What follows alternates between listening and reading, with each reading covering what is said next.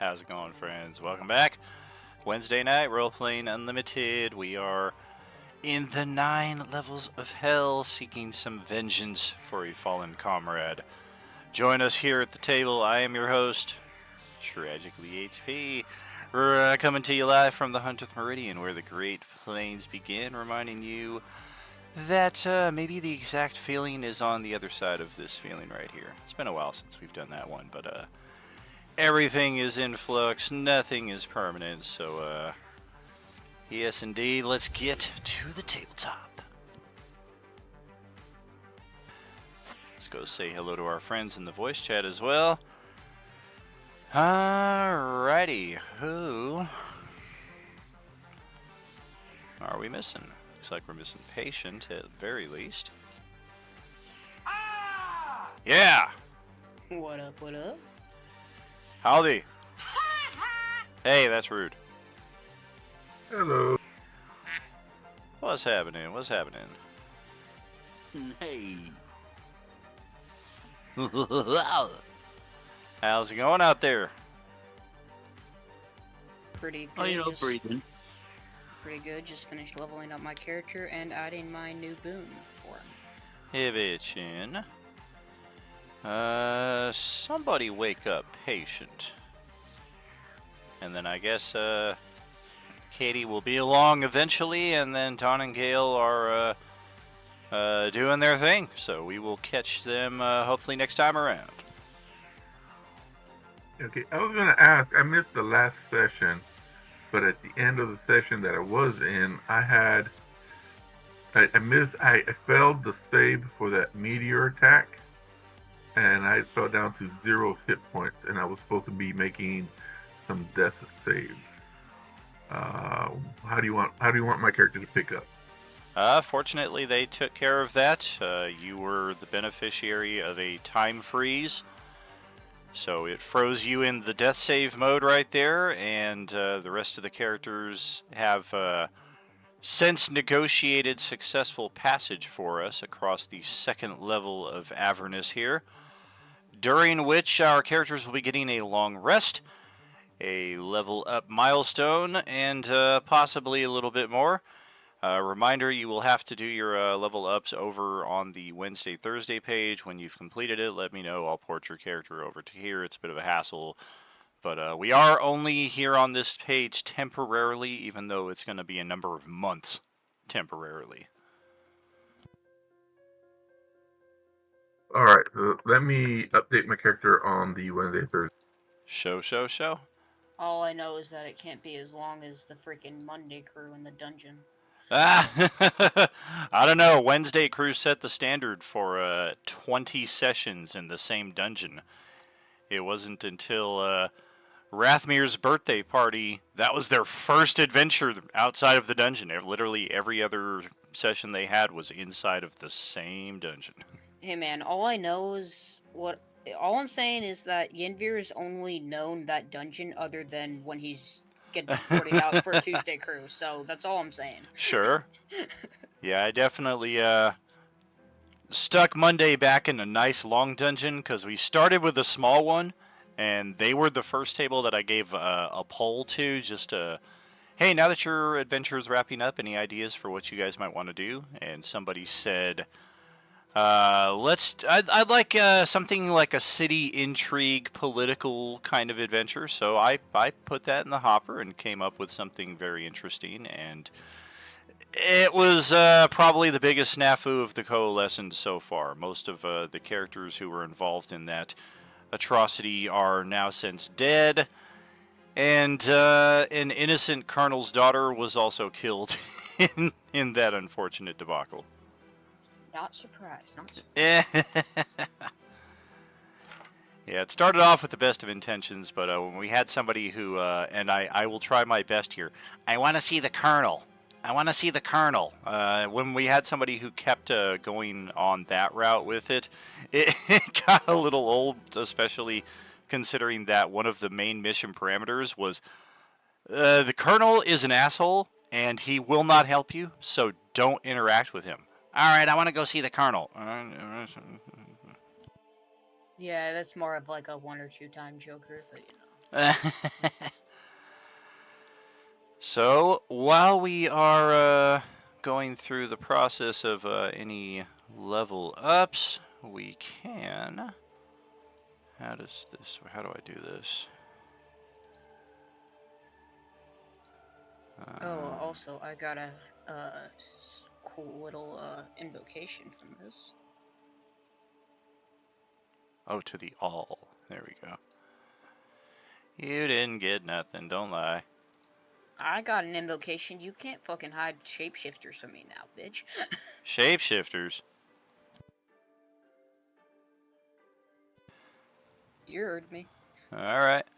I'm a witch. That or I just rip the hag's eye out like I do in Baldur's Gate.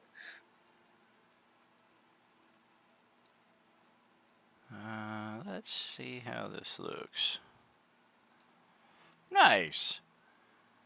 So here is our second level of the 9 hells. We have been promised safe, relaxing passage. No encounters, no combats, no unfortunate events. So saith the archfiend of this level himself, Dis, who sent a representative to negotiate with your group. Everybody signed the contract. If you were not here and you don't remember signing the contract, you don't remember signing the contract, but we've got your signature all the same. And making your way through this level should be considerably easier. And we were even promised edible food that will be a step above the nasty dirt-tasting grime that we have become accustomed to in our short time here.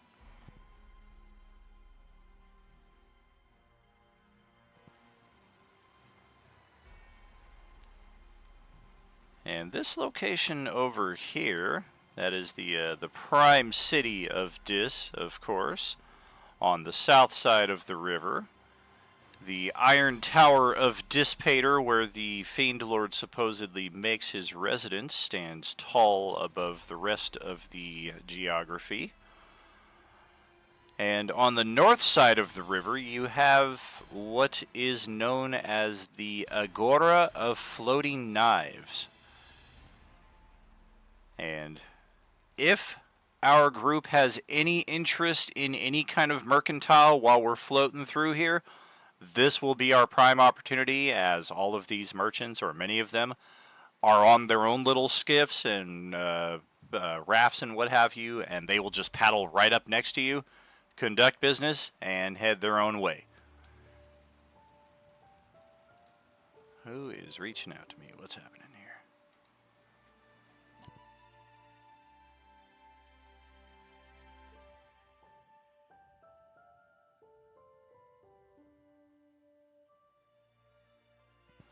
Yeah, I think he misunderstood my my meaning there. I wasn't asking for new players for the Thursday table. I was asking our existing players to let me know if you're gonna be here.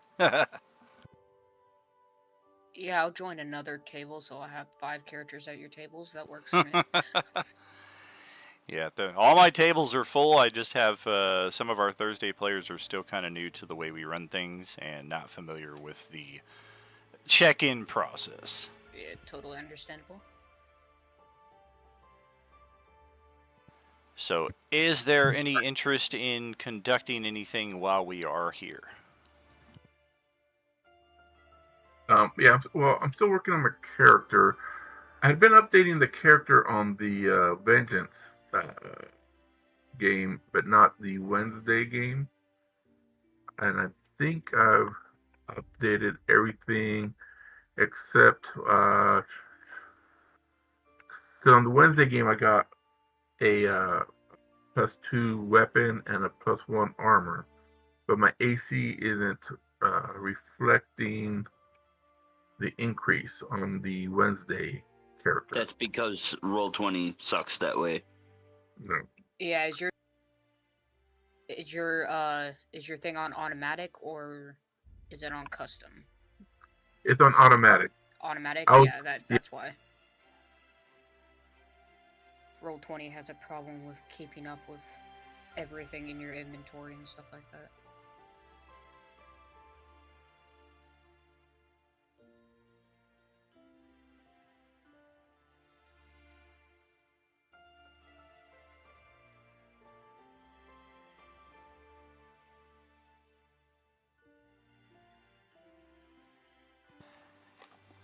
The fiendish merchants who approach your ferry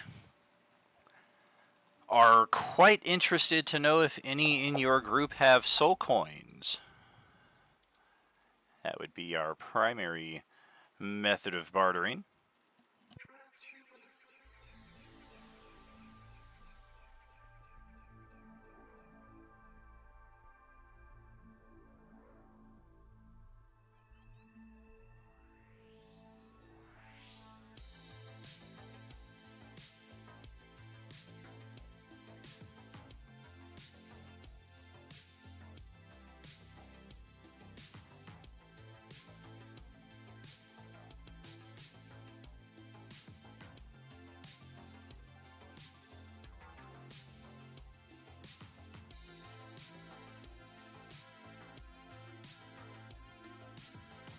Oh, hey, I meant to ask, with the rest and stuff, what's going on with this sword?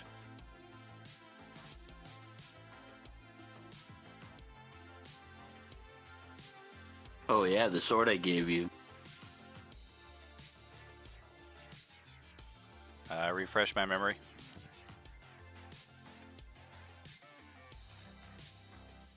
It was the Sword of Bel.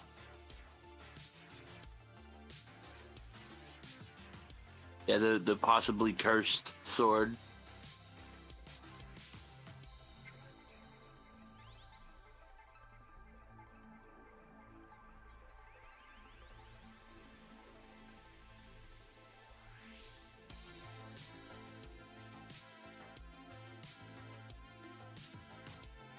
Are you going to attempt to attune to it? Does anybody in our group have the ability to identify it first? I do have Identify. I only have it as a ritual, but I do have Identify. I mean, you could easily do a ritual at some point during the rest or before it or something. Then I'll go ahead and identify it.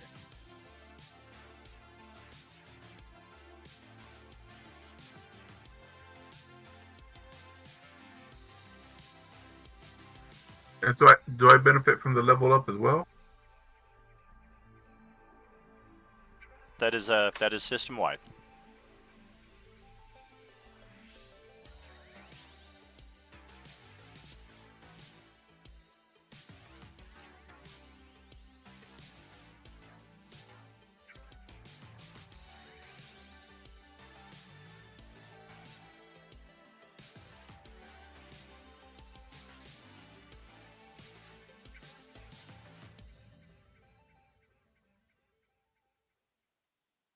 Misclick, ignore.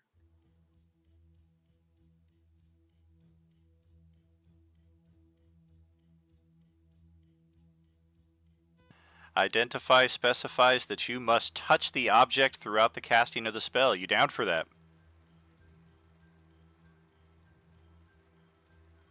Fuck it. Sure. Oh boy. What is your alignment? I mean, I have already been touching it, if that matters. You're also evil, right? Yes, I am lawful evil. I have chaotic neutral marked down, so. Alrighty. Well, let's try a charisma saving throw then, please. Both or just Ricari? Just you. Oh, okay.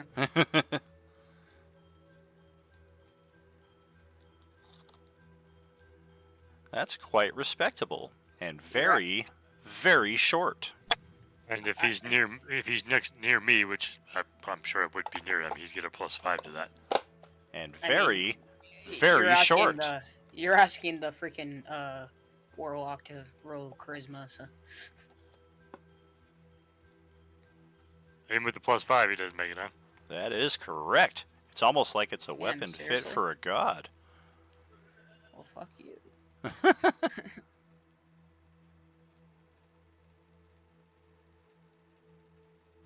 I am doing this for someone else. I have And I no guess- swords. I guess that does also bear bear the question. Like, the radius for the Paladin Aura is what, 10 feet? Yeah. Would you say that what is the ritual casting time for Identify? Was that 1 hour? Linking it. Hold on. Because it's 1 minute normally. I forget how the ritual side of it will It's 10 affect times. that. Ritual 10 times. casting adds 10 minutes to it, I believe. Gotcha. So I guess in that respect, do you think Ricari's like hovering right there that close that entire time? I know we I don't don't have, see it's why not you like we have a galleon or anything that we can spread out, but Right. I don't see why I wouldn't. I'd probably be just sitting there with it on my lap, and he can, touch Yeah, it and identify it. Presume Okay. Ricari would just be completely just interested in this and only the sword.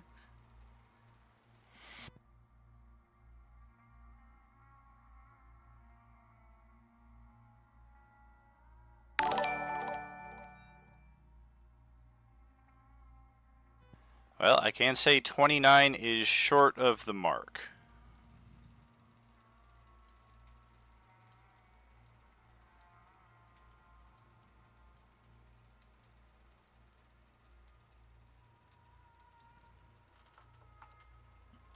You gonna do anything to change that?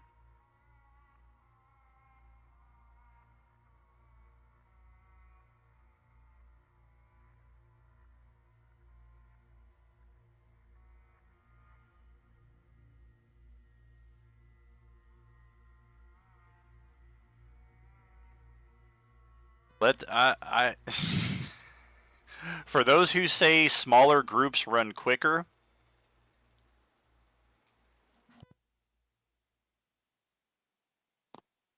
Yeah, no kidding. I guess he's not gonna do anything. I guess not. Alrighty. Shit, sorry, my mic muted. I was talking, my bad. Would this activate before or after we take the long rest? I guess This is during. Whether, yeah, it would depend on when you're doing the spell, really.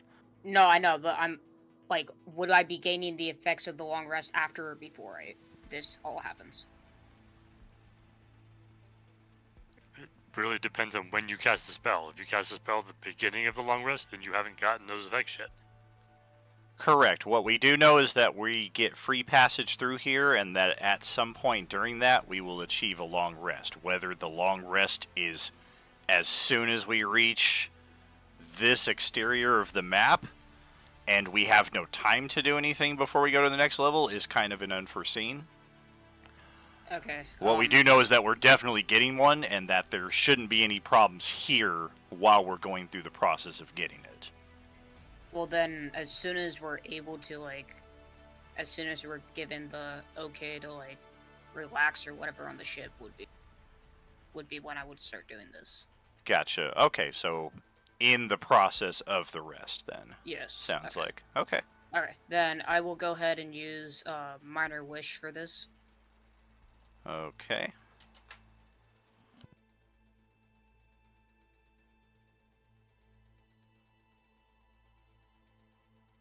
Okay, so the first roll is still better, so that's the one I'm using still. Fuck.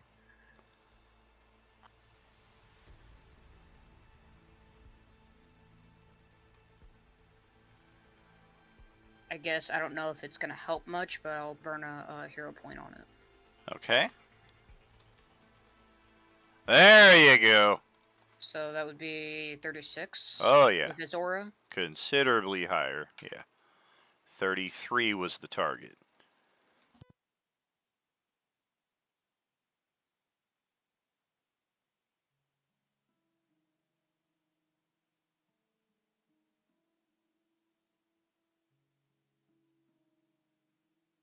It's just cool. This is the first time I've seen Dis portrayed like that. How have others played him typically? No, I mean the map, how it looks. Oh, gotcha.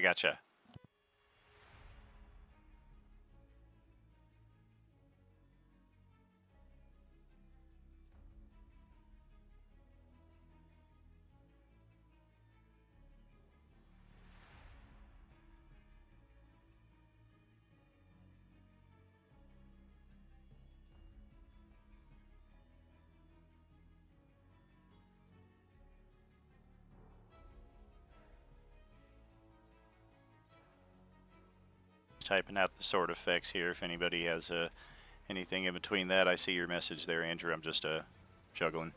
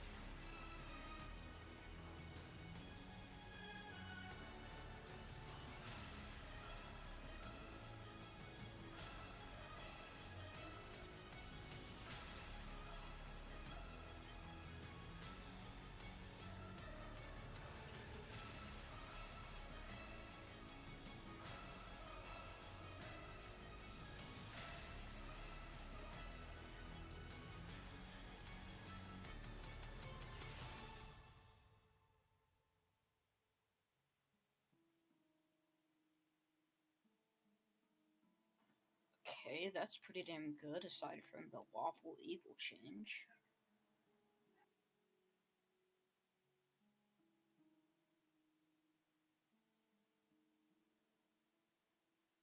Well, I most certainly will not be attuning to that. Nor do I need a sword. Good, because it's mine. Oh, I know, I never had the intent of attuning to it, regardless if Then it why was would good you or even not. say that, you old prick? It's all yours, man.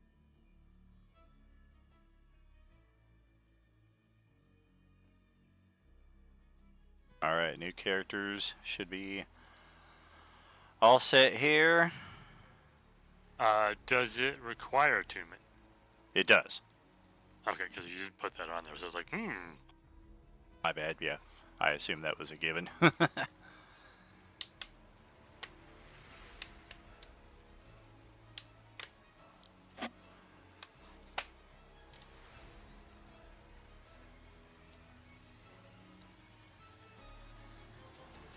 Alrighty. Well, if there was nothing going on here, we've let it sit for 20 plus minutes now, so we're gonna just skip right through this here without anything of interest. I did speak to something about soul coins, and I think I got don't have it a written minute. down. I know there's one in the party, but I don't know who has it, and I don't Patient. have it on my sheet. Yeah, patient. Oh, Got patient. it last session as an extra part of the bargain. Oh, that's right. You want okay, cool. Yeah, I don't know. He's online right now too, but he is not acknowledging the tag. So this is the second game in 2 weeks where I'm kind of caught here in the middle of the stream with a party that is less than the minimal table size. Womp, fucking womp.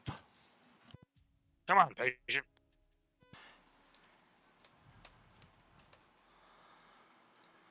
Alrighty. Let me just play all 4 of my characters in the campaign, and that's fine. I just have to level up my Sunday character about 3 more levels. Sure. Alrighty, I think let's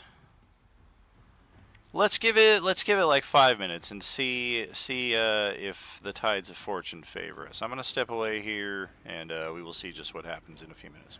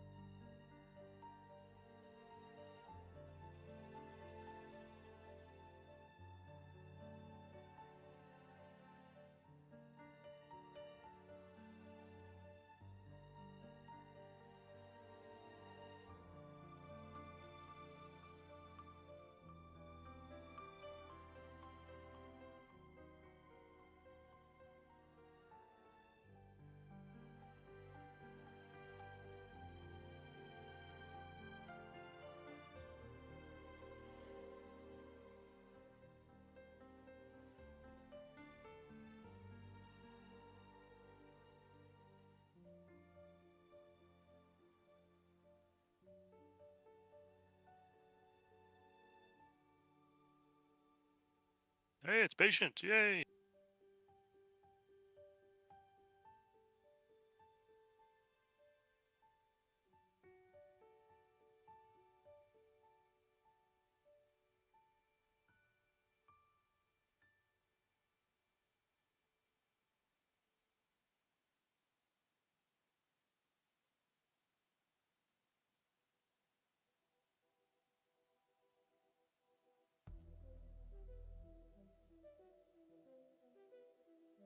Yeah, Andrew, if your sheet looks okay now, then you won't need to refresh anything.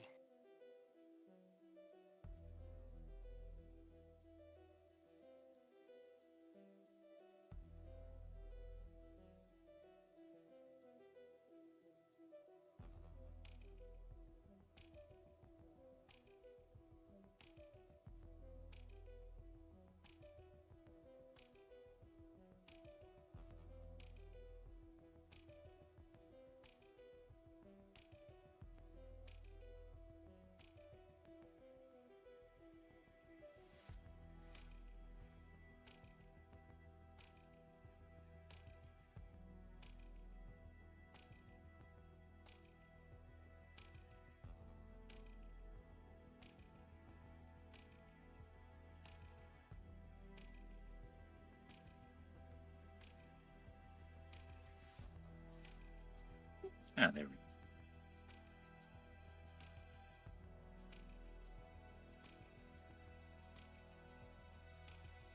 Sorry, totally lost track of the time.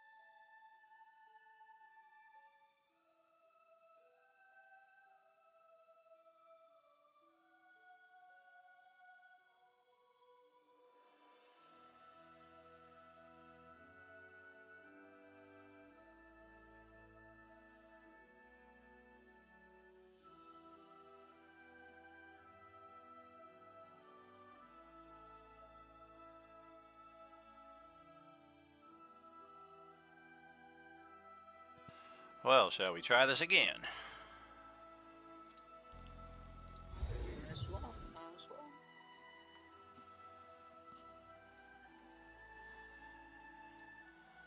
Welcome, David. How's it going, Dan? Oh, it's going.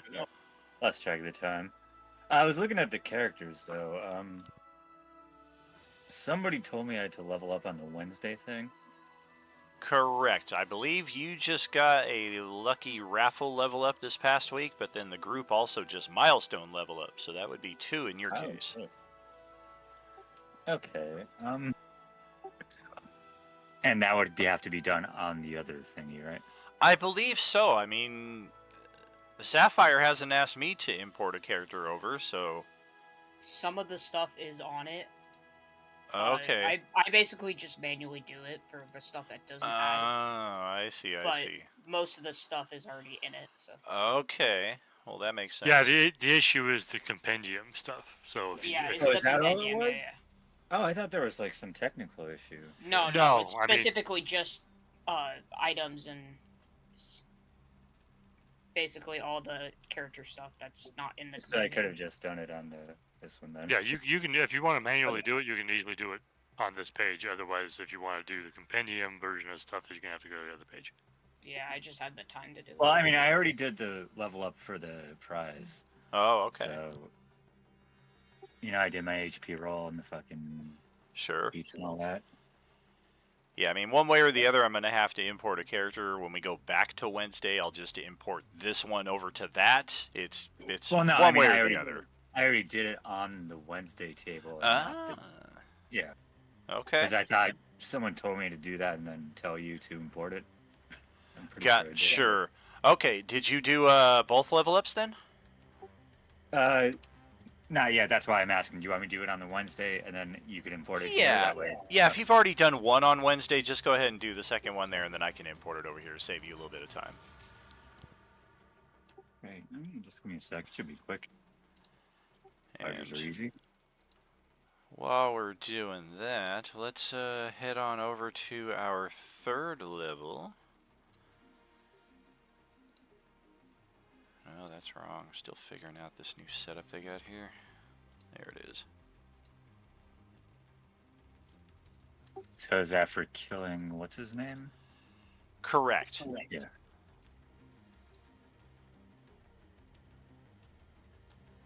There we go. Hey, did we kill him or did he run away? Bell, you guys killed him. Oh, okay.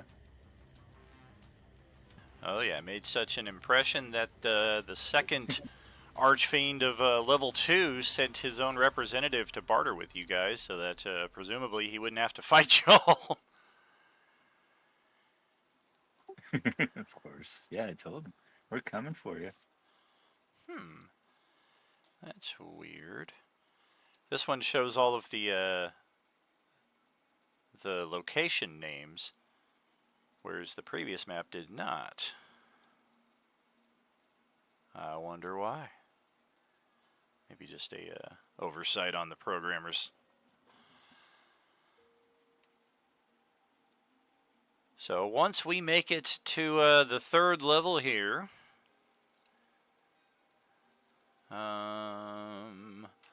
over on this side, you'd think we were coming from the left side considering where we came from, but nope, we are coming from over here. Your free ride has concluded. Make sure you got your long rest. Make sure you have all your valuables, as they do not have a lost and found. And otherwise, you're on foot from here, it would appear. Is there a way to pay the ferryman to keep going? He expresses interest in that. He doesn't... He's either very quiet or doesn't seem to have the ability to talk, but his eyes perk up at the mention of money.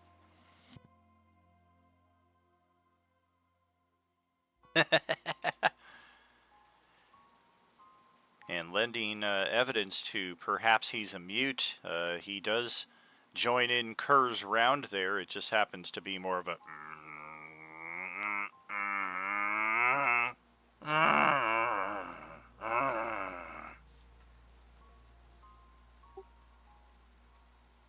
Yeah. Oh, I'm good whenever, Dan. Oh, you're already done? Yep, fighters are easy. Yes, they does. Alright, transmog. That's the wrong game. I guess I could bring your character from Ultimate Star Wars Episode 10, but I don't know who you would play. I mean, if that's the case, you could just pull it from, like, God of War or... Replace Crumb. Can I pull my glitched Baldur's Gate 3 character? You can have my glitched Knights of the Old Republic 2 character if you guys watched my stream of that last week. That shit was bullshit. I was playing the droid trying to unlock a door, and then when it went to the next scene where my guy was and supposed to be in the area where the door gets unlocked, it cycled me back to the map where the droid was, so there was no way for me to proceed. I just was wandering around like, there's something wrong here. I just did this map with the droid, and there's nowhere to go. And that's about the time that I do that for the 8th time and rage quit and walk out of my room. Yeah, it only happened once. I've only played the game once, like 20 years ago, but yeah, it just did not work out. Alright, there's Crumb. Let's reassign preferences. Yes, and you should be good to go. Awesome, thank you. Yes, indeed. Damn, that's a lot of hit points. You damn. Woo! Didn't get a great roll on the last one. It's a good thing you guys are in a nihilist free zone here. You guys are just all kinds of tasty entrees for his appetite. Mm-hmm. Crumb, like, power napped, like, super napped the entire layer of level 2 hell. He comes to and he's like, what's this swamp? I thought we were going through a city. Where are we? This looks like home. So yeah, does anybody have an offer for our ferry boat captain? He's been competent so far. Smooth ride, nice and easy. I'll try and communicate with them. Like, what would it take to get us to our desk to take us all the way?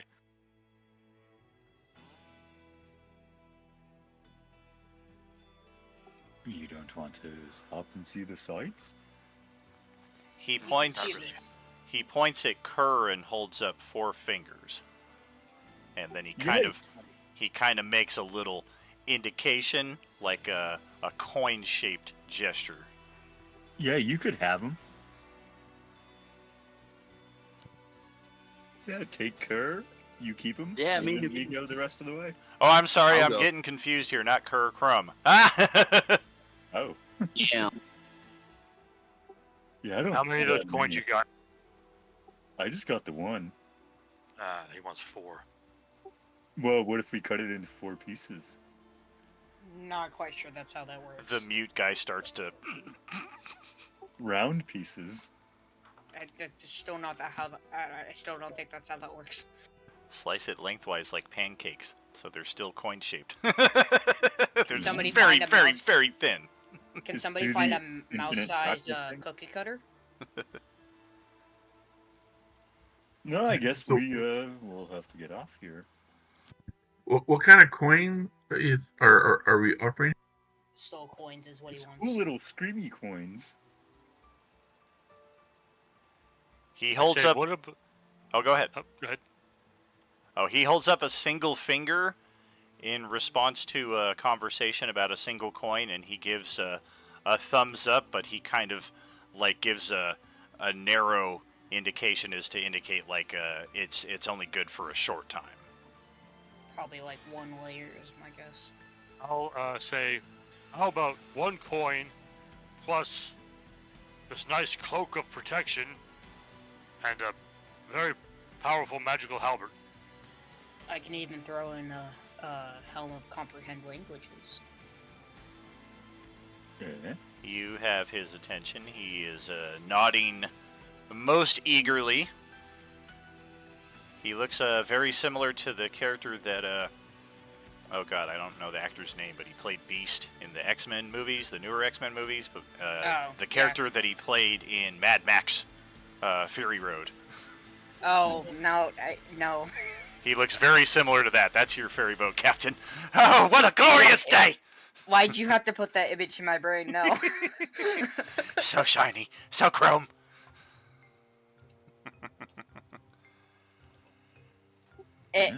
He looks like that and he's mute. Oh god, I'm scared for my life now.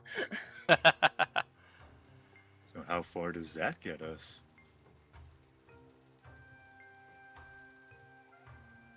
He just nods and gives a thumbs up. No, we want to go down. And I give him a thumbs down. I just step in front of her and I'm like, and I put my hands out like widening, and I'm like, all the way. Poor Kerr is getting a bad reputation, getting confused for It's Crumb Crumb. now. We wanted to go to level 7, right? We should have reincarnated Kerr as a fucking hippo. That would have been hilarious. There's, Level 7 is correct. There's So yeah, I'll only reiterate female to that the ferryman. Level 7. I'll hold up 7 fingers.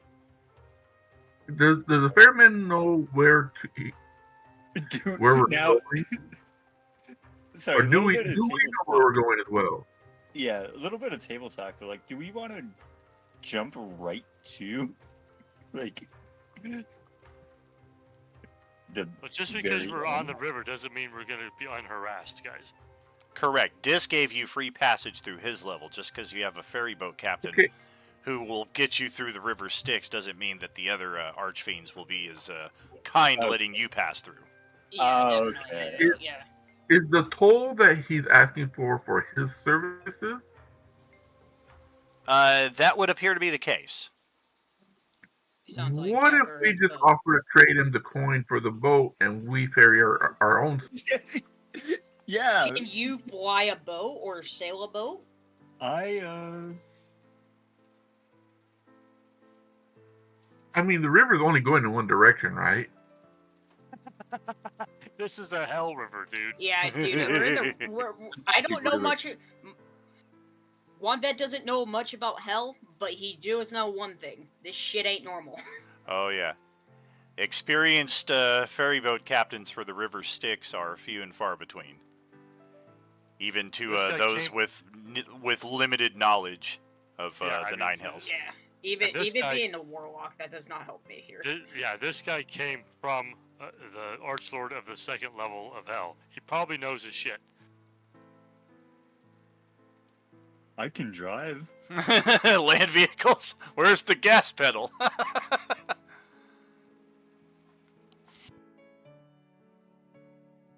I was really hoping that was for boats. So I'll look at him again and be like, 1 coin, cloak, and halberd for level 7. And then he also looks over at Guanve, who is offering this helm, Yes. and he nods in response to all of that. Very good. That's a deal. So, as we finish this transfer, we are heading into one of the more dangerous sections of the river as we finish crossing the massive distance between Dis and Minaros. Entering the realm on a series of artificial channels, the Styx's stretch into Minaros closes the massive distance between the ceiling of the cave and the bog below, where the river turns into cascading waterfalls and severe rapids. And it's a good thing you are seasoned and hardy adventurers, because the delicious lunch and dinner that you all had as part of your free passage through Dis is a little hard to keep down after you fall about 200 feet down a waterfall into a small pool, landing into the swamps of Minaros. And through all of it, your captain pretty much looked completely calm and composed. I kind of looked over at the others. Aren't you glad we bought him now? What's that? Yeah.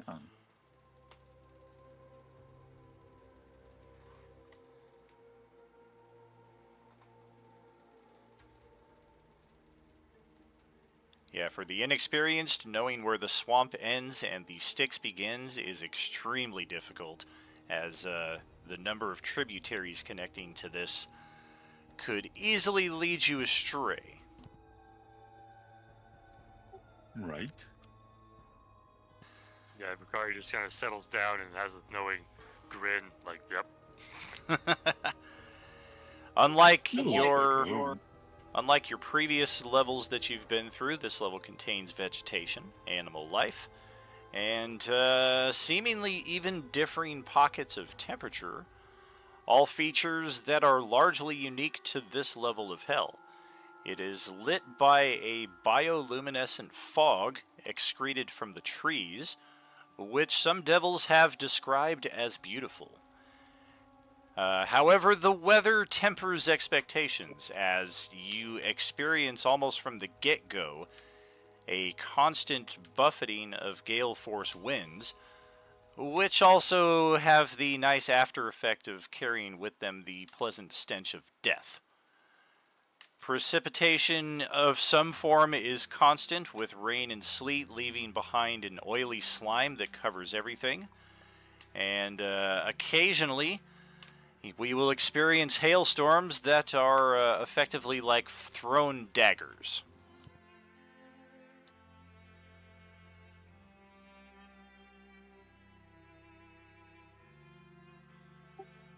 Is this on the swamp plane or the one after? This is the level that we are on right now. This is what we're experiencing as we are making our way through on the River Styx. And now... I was never a fan of Minaro's fucking stinking swamp.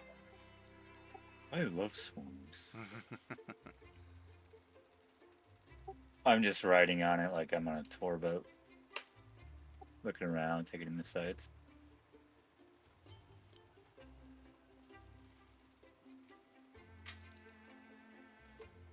Yeah, so far so good. We have made it a fair way through the level here, although it is difficult to tell time and distance on a lot of these levels.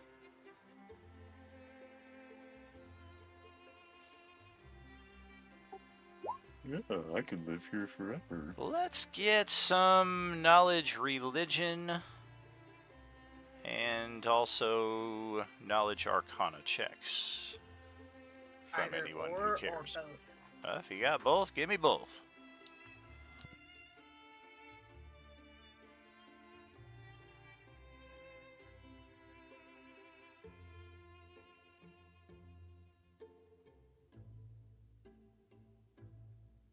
I thought that dude was a paladin.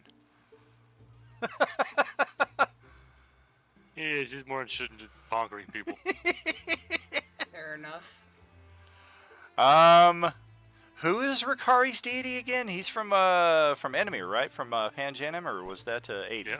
Yeah, he is. His primary deity is the Tyrant. The Tyrant. Refresh my memory on that. I mean, in what way? As far as like, as far as who it is and what their domains are. It's a. I don't think it's a greater deity. I think it's a medium deity, and basically like god of like conquest and domination, that kind of stuff. All Lawful right. evil. Lawful evil, of course. Wow, that is a damn shame. Almost everybody in the group except for Sir Ricari knows that his deity calls this level home. There are some deities who have realms within this layer, demi-planes within the plane. Largely they keep to themselves.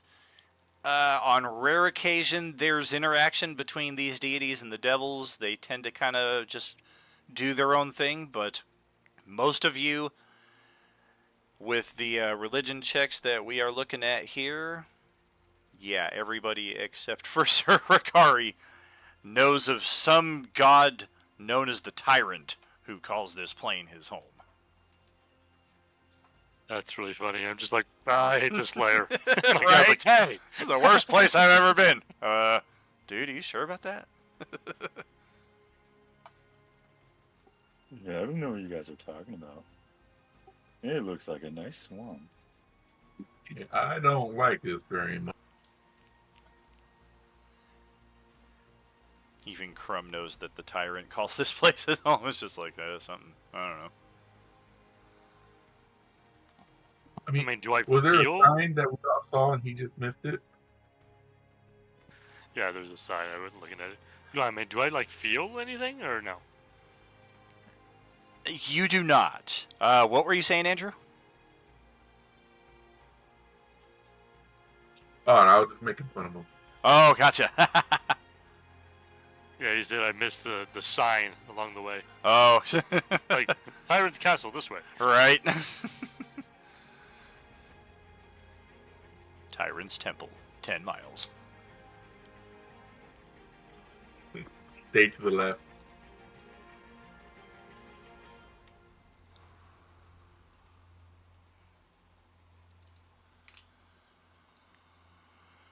Well, you guys have encountered third- them a few times already, so scene one is not necessarily the apocalyptic, ominous appearance that it might appear to be for other groups.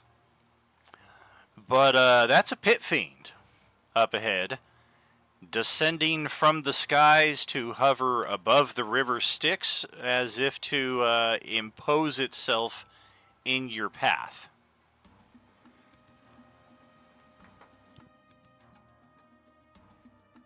You are not immediately greeted with fireballs, which would typically be the case, so perhaps it is here not for combat. I wave to it. Hello. It gives a gesture in Infernal that, if you are familiar with Infernal, you could interpret as a, yeah, suck this. What does it say? Yeah, not at Oh, all. it says suck. Okay. Well, screw you. I'm gonna start flying up to meet at eye level. The fucking Flame Astronaut Elemental is gonna fucking fly up to meet at eye level. The Geniekin. It speaks in Infernal. Just gonna look at it in Infernal and just like, what is it? What do you want? Do you speak for this party? No. I before I say anything, I look down at Crumb and I'm like, you shush. No, Crumb speaks for Crumb. and I point at Ricari and I'm like, and I say in Infernal to him, I say, this is our leader, I suppose. And he's who I come to speak with. I He mean, starts to descend towards the boat. I'll stand there with the sword still on my back. Haven't drawn it yet. I'm just gonna fly like above him, but like far enough away that he's not like, taking it as a threat. I don't know how that's not taken as a threat. He speaks in Infernal to Ricari. Do you speak the magnificent language? I answer in common. I don't have no idea what he said, but I'm pretty sure he's probably asking me if I speak his language. So I'll be like, I am here to speak in my language. I speak in Infernal to him, and I'm like, no, he doesn't. And then I speak in Common again, and I'm like, we all know the language. Just use the Thotter language. He spits a little fireball down into the river. So be it. Hey. This language is known. I come as representative of one known as Mammon, the archfiend of this lair. Your presence here has not gone unnoticed, nor have your deeds on the levels above. I'm sure. We are famous. Yes, of course, I am certain. And we're here for a ferry. You'll find no fairies here. Yes, we know. It's much further along the river. Though my lord wishes to broker a potential bargain. Indeed, you have heard of what Despater accomplished and wish to meet the same goals. Despater's doings are of no consequence here. Mammon faces a unique dilemma that your group might be well suited to remedy for on his behalf. And in exchange for this, he would, of course, permit you passage down to the next level. Yeah. I presume you are familiar with the wealth that flows through this level, the trade, as it is the hub of all monetary activity in the Nine Hells. We might, but what does this... Mammon is well known as the Lord of Greed. Yes, of course. What is this unique problem provide of difficulty? A demon prince known as Baphomet has absconded with something most important to the Lord Mammon. If you were to recover these chests of goods, intact, unspoiled, Mammon would see fit to reward you.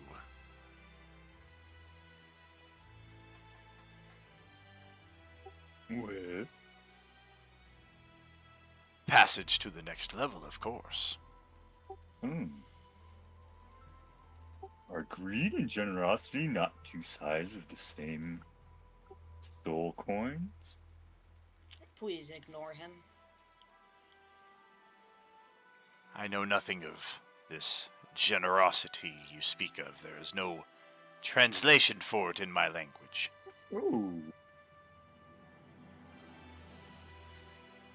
So our payment for this deed is simply passage. And if we do not do this deed, Oh, I don't think you want to know that answer. No, it must be known. The terms and conditions must be laid out explicitly. I suppose I would have to return with the declination, and I suppose what happens after that would be news to all of us.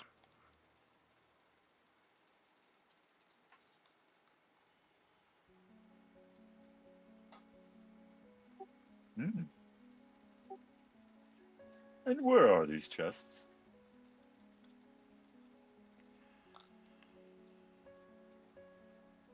Their encampment is a ways further down the river. Mm-hmm.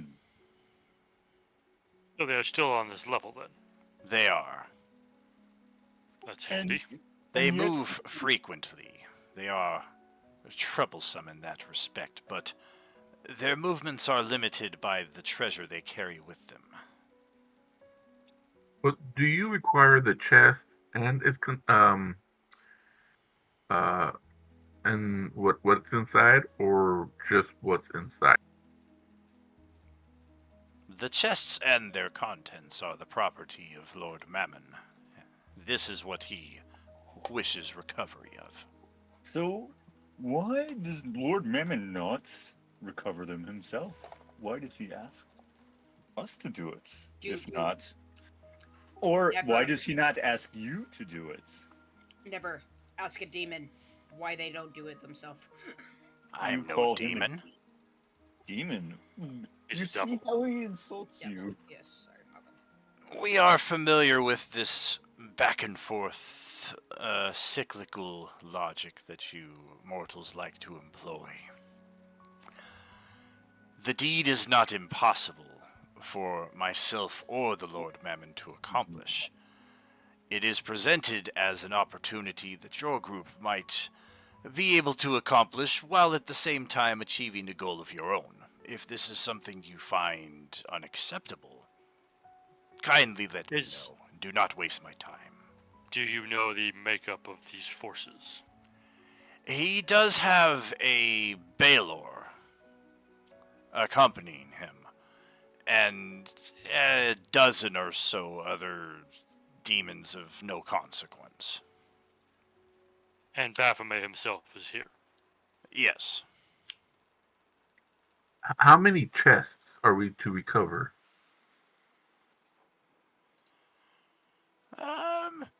Let me check. We have leverage. There are 18.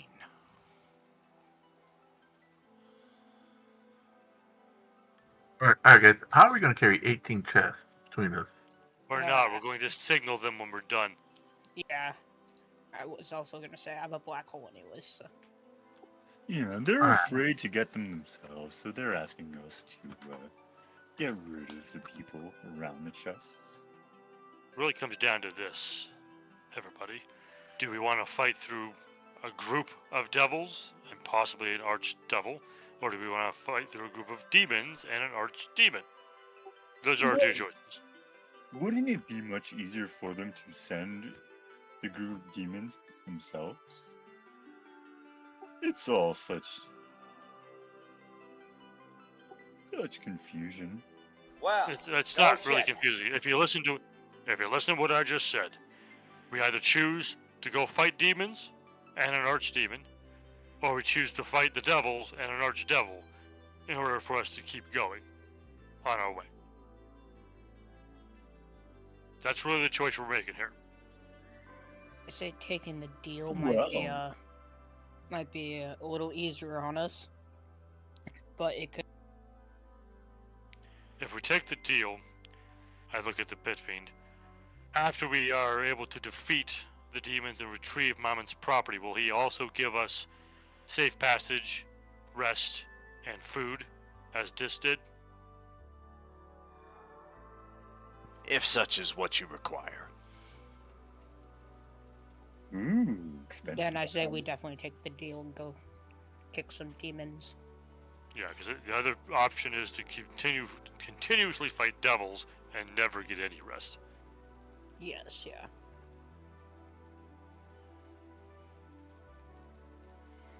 Your ferry boat captain tries on his new helmet. It's a little tight. He smiles. Hey man, my head ain't that big, okay?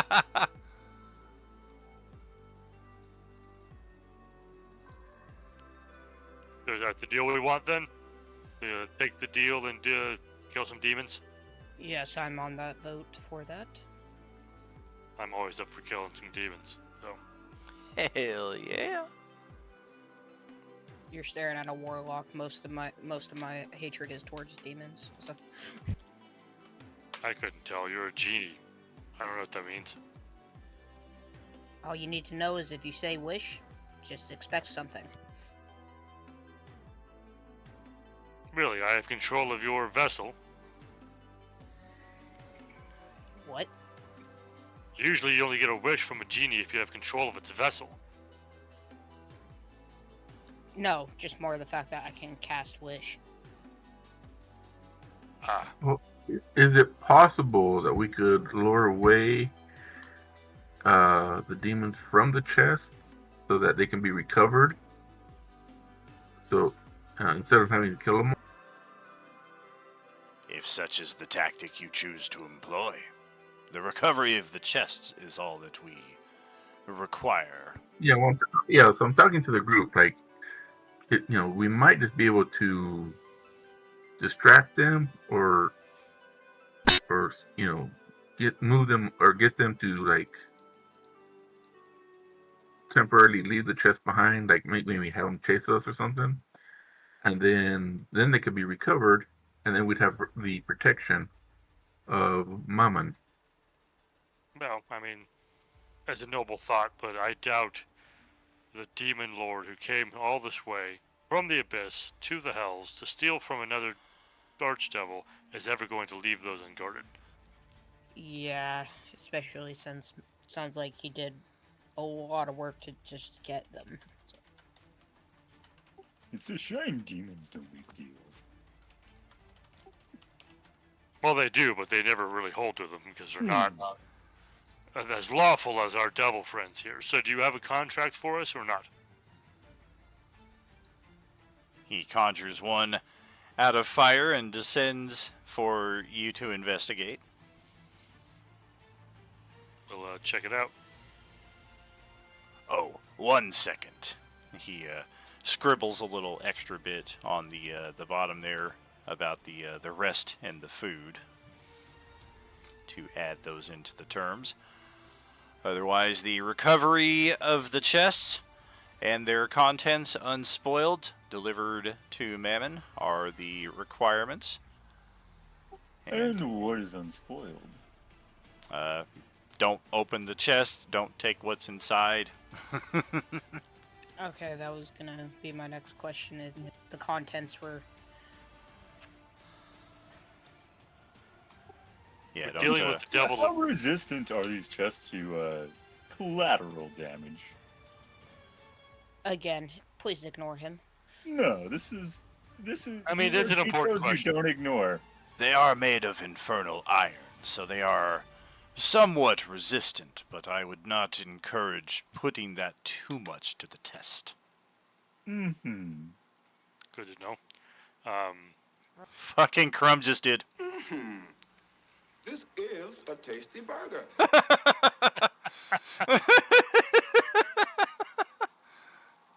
Does the contract say we have to take the chest to where Mammon is, or just like to one of his representatives? It doesn't specify where they have to be taken, just that they have to be returned to Mammon. Okay.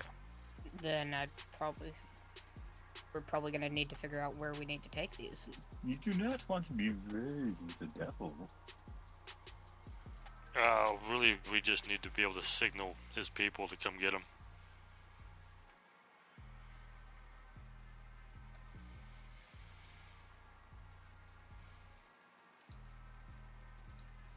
Do I have to send up like a flare in the air, fire burst or something, Maybe. or should I go Johnny Storm and just like indict myself and fly up in the air as this flare?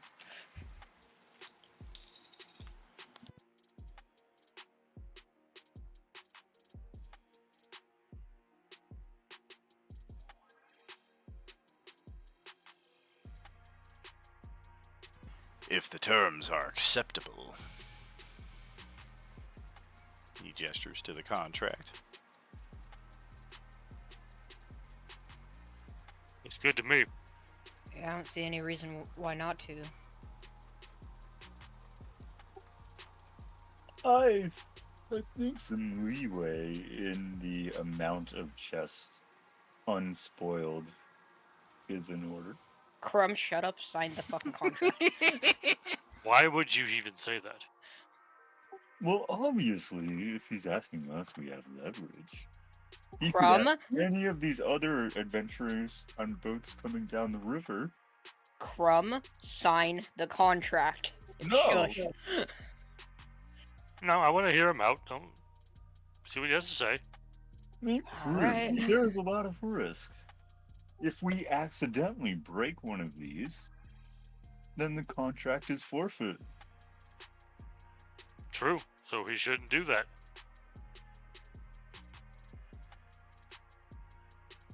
Plus, How I'm big not- are I'm each not of the here chests? for devils and demons. I'm here for my friend.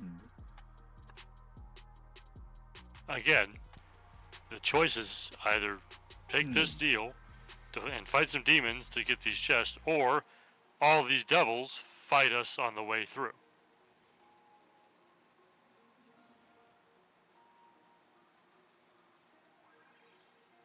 I still think even at the risk of spoiling the contract, it's still our better bet.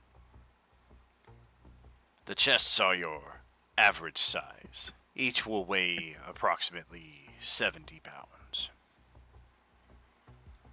I open my robe and showing like a small enclosed black hole, Great and I'm one. like, I don't think we'll have a problem with transporting them. I never did either. Okay. Well, for now, it seems like that's our best bet. But I wouldn't be against making a plan B on the fly if need. Always have contingencies, of course. Oh, hell yeah. Yes, definitely. No plan survives I'm not an contact with the idiot. D20. Nor does any contract. So he'll sign. Alright. You didn't read the back! It says that each of you have to do the Macarena for 9 minutes here. How is that a bad thing? Well, if your characters are averse to dance, it might not be the best thing for you. This pit fiend's gonna get a little With- entertainment as well. I'm a warlock. What do you think? With, Hold my With- tequila and watch this, baby. do we have to do it while the song is playing? Because that would be the worst part. Yeah. Diego had it set because he does he owns his dance studio up there in Vancouver, and it's like Latin themed. So Macarena's like right in his wheelhouse, and he had that like ready on standby one time for Sunday morning gaming. Just all of a sudden start playing it in the background. I mean, if we have to do it in real life, that's going to be a different story. Oh. I'm hip. I'm with it. Ducka, ducka, ducka, ducka, ducka, ducka, ducka. Oh.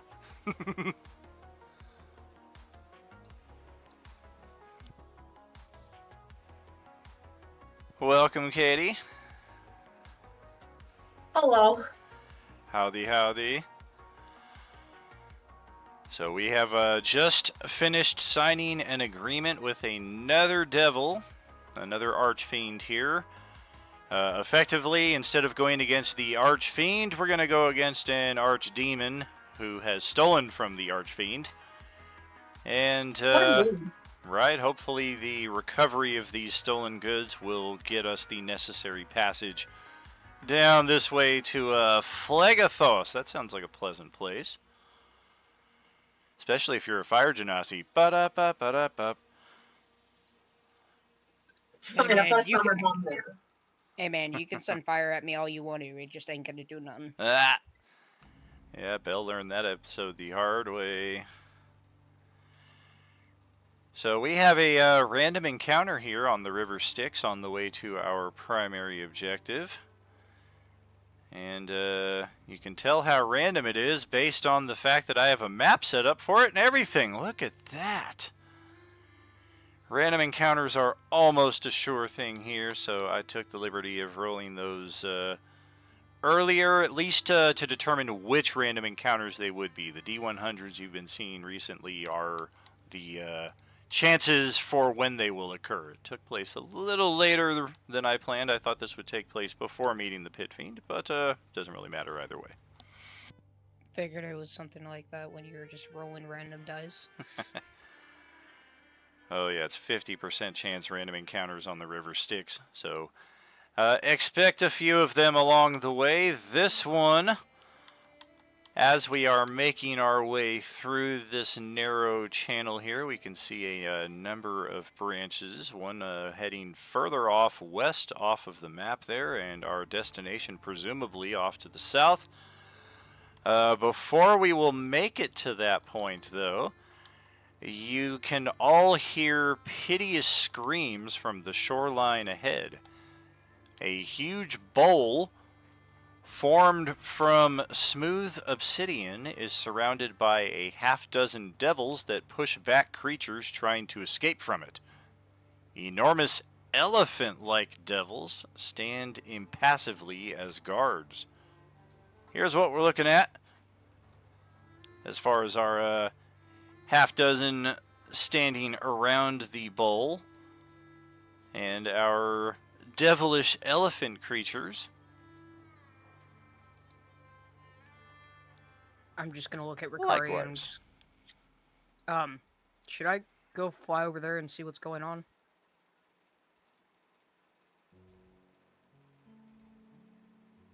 That's really up to you. I have a feeling they might not like being interrupted, though.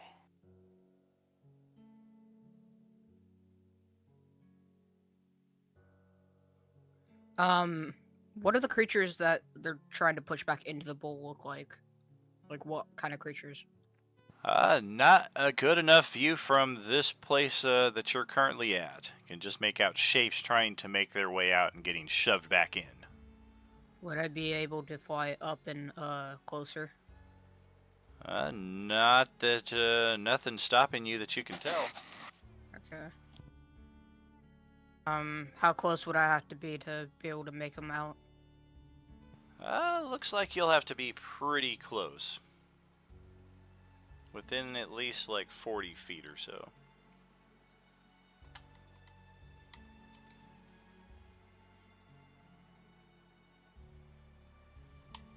And we are still in the swamps of Minaros, yeah? Correct. So if I...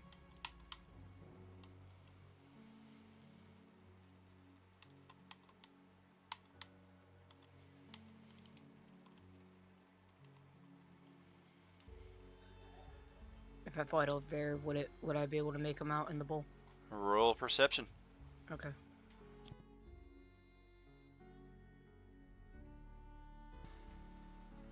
Nope, still just scrambling figures trying to make their way out. It's really all you can make out from there.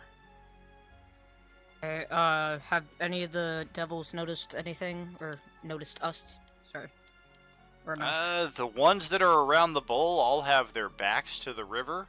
The ones Okay. that are on the other side, I guess they're kind of facing, but they seem more intent on shoving people back inside. Mm-hmm. And the elephants are, I mean, one's looking right at you, but it's just kind of standing there like, fuck are you doing? What do you want? Okay, if it's not really doing anything, I'm just gonna fly back. We'll get Ricari Amulet. I mean, they don't seem hostile towards us, but also, I don't really think we need to take unnecessary risks right now, just in case. Yeah, I was just kind of look over at the ferryman, like, to see what his response to this is. If he's like, let's keep going, I'll just say, well, let's keep going. He gives a nod along and will continue moving the boat forward. He'll move the boat forward and leave us all in the freaking swamp. That's right. Standard steed rules here.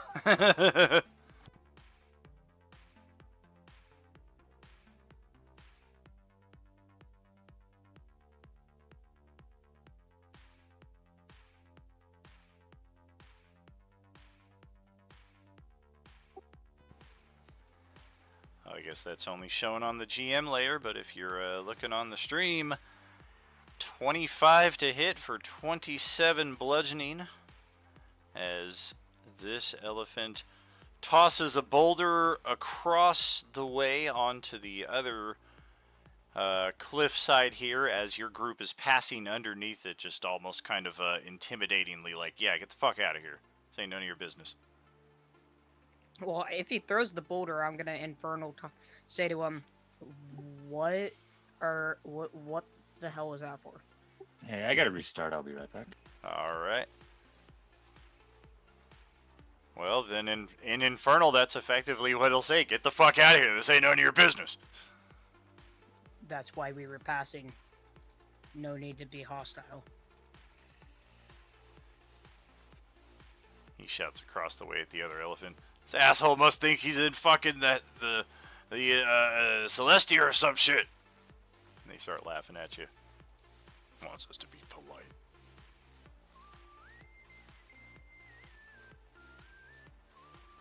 And Infernal, I'll snap back before we leave. Think what you want, whatever you think about it. We're the ones that slain Ball, so you know. Think whatever you want, sure. Yeah, you go ahead and suck some balls there. Who the hell is Ball? I don't know. They said they killed him, though.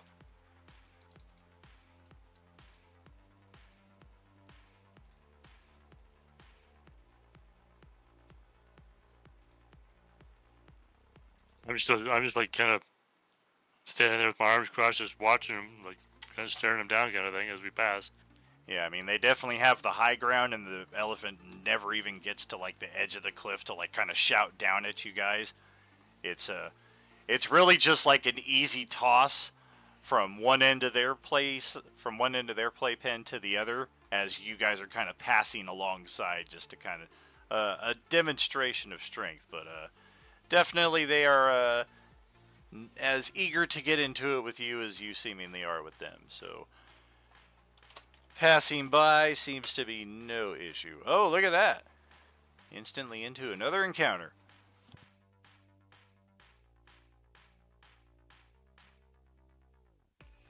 Yeah, I'm sure, like, you know, if it'd been a party of, like, good guys, like, hey, what you doing? Hey, people, leave them alone.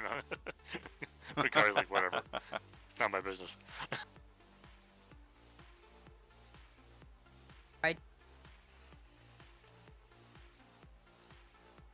Hey, that's nice. It's titled and everything. That's why I was like, why did you just put these on my screen? That's what we got. A prehistoric version of the four horsemen of the apocalypse.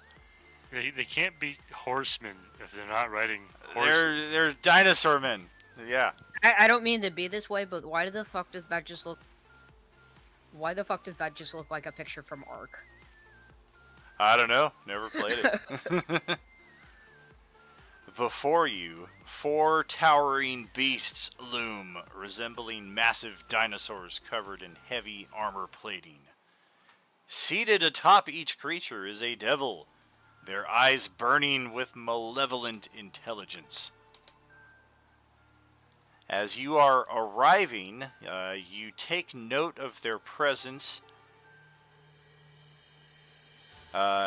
They appear to be concluding some kind of heated argument amongst themselves, and as your boat sails into view, they seem rather ecstatic upon your arrival, and they call you over to the shoreside where they are gathered.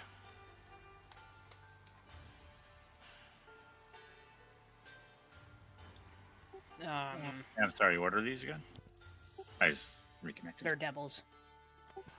As Correct. far as we know it. They're Devils just on devils. dinosaurs. That's sweet. I mean, I don't really see a whole lot of reason not to go over to them, but Did they speak common? I waved back to them. I don't think they spoke anything yet. They are calling out in common, yeah. Okay. Oh, okay, my bad. Yeah. Yeah. So I'll kind of motion for the ferryman to kind of take us over there.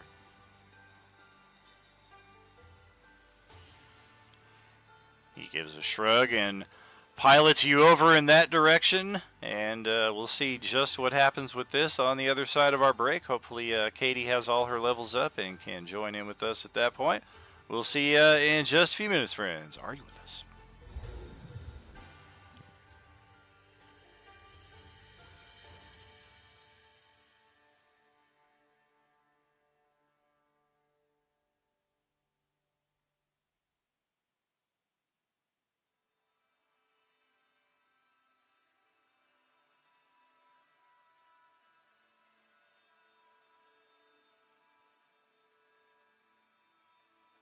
So you just sailed past the people at the elephant statue, and now there's people with dinosaurs.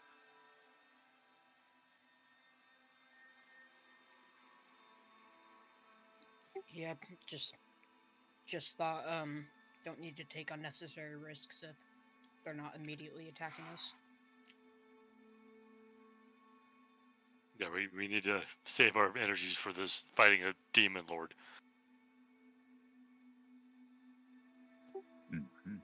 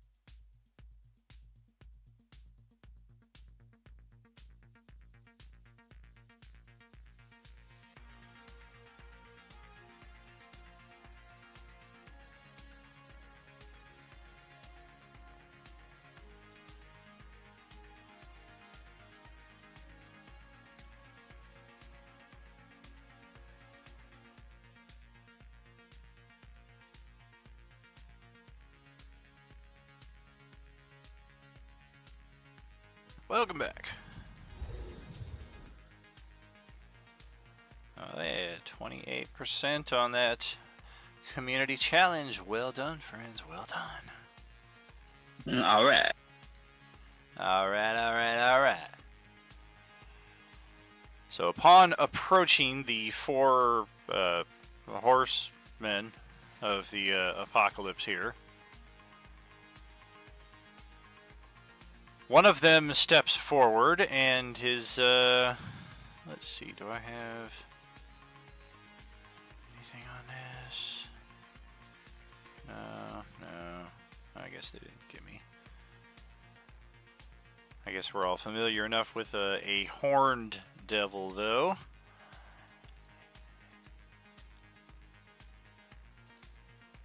And the horned devil is seated atop an Ankylosaurus.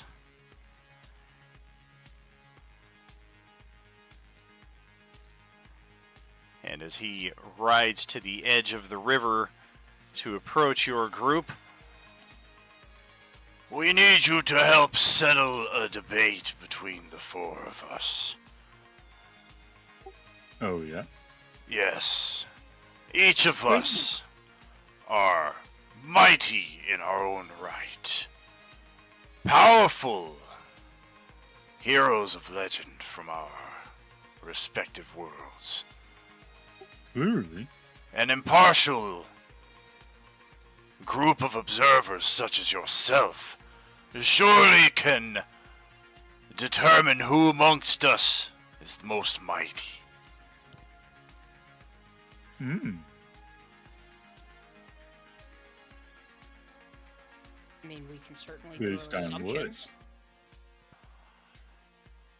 There is only one true standard of measurement. Are you familiar with the kingdom of Kaoland on Earth? I respond in Infernal. I might be. I was former governor of this kingdom. I was primarily responsible for disseminating false information regarding elimination of the detrimental elements of society. So an executioner. Of sorts. Power is not a means, it is an end. And I am a staunch believer in history being written by the victors. A bone devil riding a shredwing, which may not be the most obvious on first sight here, but basically just almost like a fiendish pterodactyl, I would say, kind of looking at it. That's what I figured, yeah. Yeah. Got like an aquatic vibe to its skin color here as well. Oh, here we go. They gave me one of these. Cool. Boop. There you go. Yeah, if it's specific, Alright. if it's specific to this module, then they give the And I'm artwork sorry, I for missed it. Who was... What one was the first one? What dino was he riding? The Ankylosaurus. Okay. And yes, he introduced himself as King Mulvar.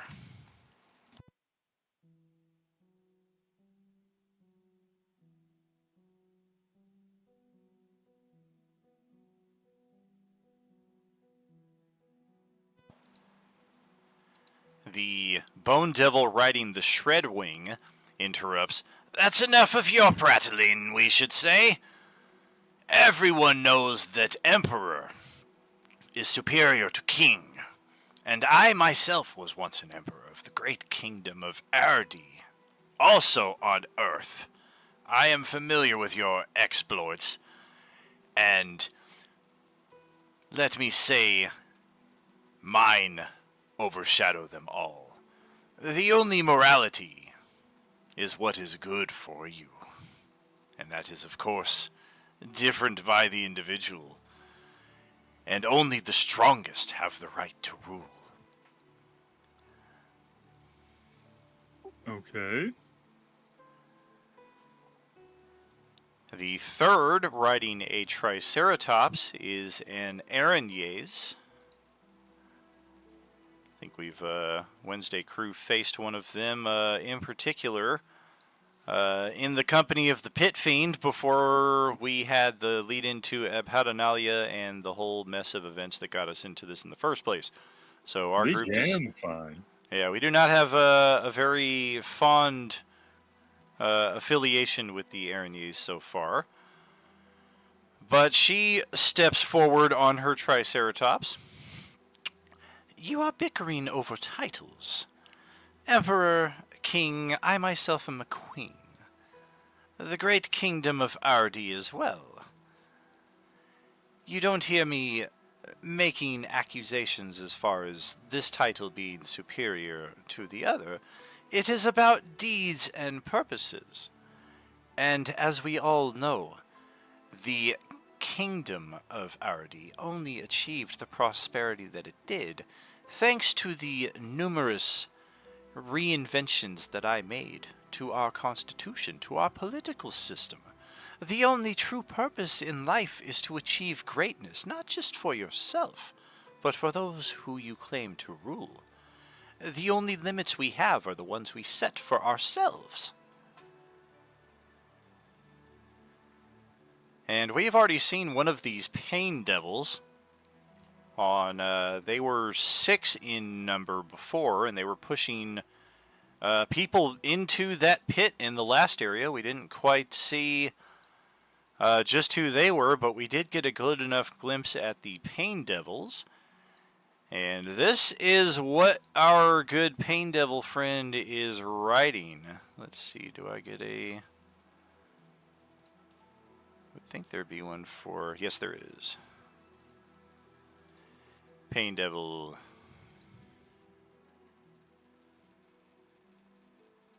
He's riding a crucifix. No, he is riding the first thing I showed. Oh. Yeah, the big, massive, fat lizard dinosaur creature. Gotcha. So that.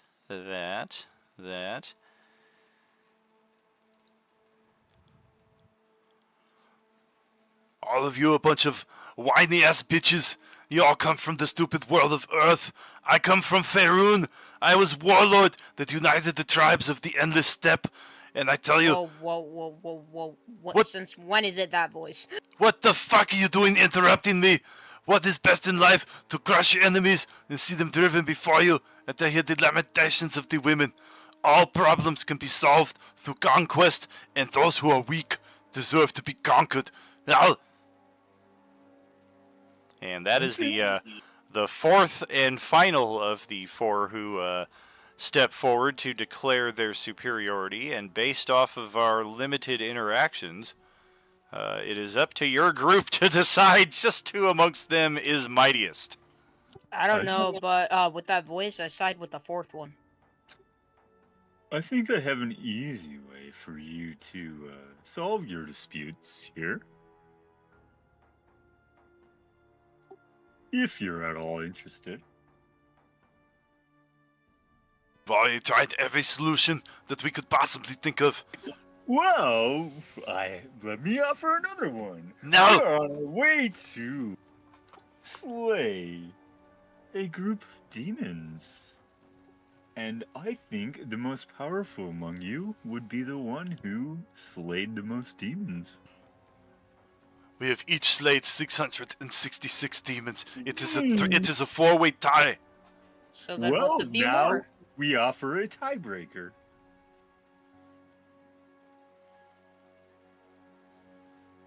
Shall we draw up a contract? The Bone Devil riding the Shredwing.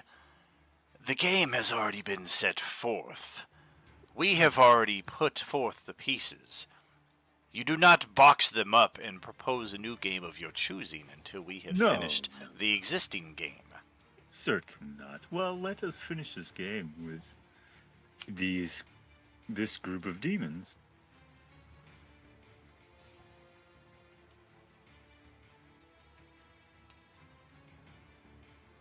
Well, I think this one is a bit too simple-minded to understand the game that is put forth, the Aranese says. Does he truly speak for your collective in this regard? No. I can tell he is mighty. I mean, you look at the biceps on that one. But he does not seem to understand what we put forth. I look at the four of them and I respond in Infernal. The bugbear speaks for the group. I look over at Guanve. Why do you insist on speaking in that language when they are not at this time? I go back to common and I'm... Because it helps them feel like... I don't know. It's their native language. How about that? Yeah, well, we're not devils. We'll speak in common. Speak for yourself.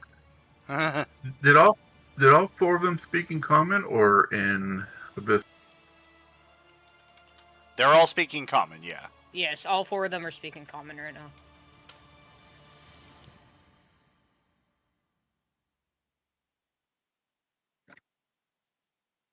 So you wish for us to judge, based on the stories you've just told us, who is mightiest?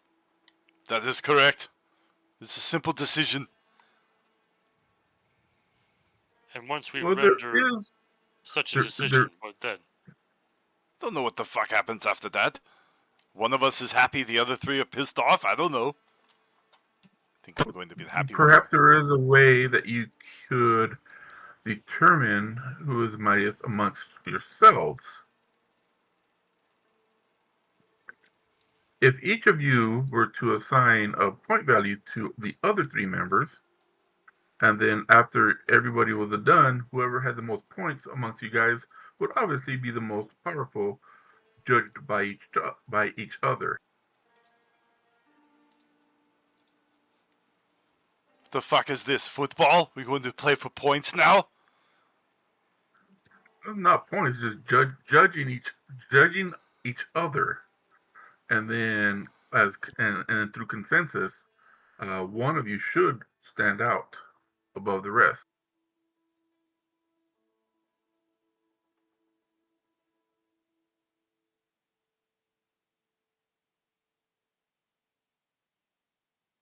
Well, I will say, on my behalf, that your tale of conquest and driving the weak before you speaks to my own heart and experiences. However, the other three also bring up good points in their styles as well. But if it has to be how I respond most, I've motioned to the Pain Devil, then your background speaks most to me. But it should be said that your mortal life does not really play into what you are now, does it? You are devils. You are no longer mortal.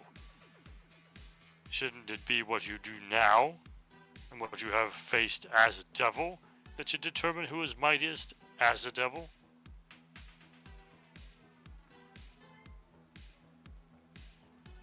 They all kind of look at each other questioningly, and then they look back at the rest of your group to see if anyone else has anything to say.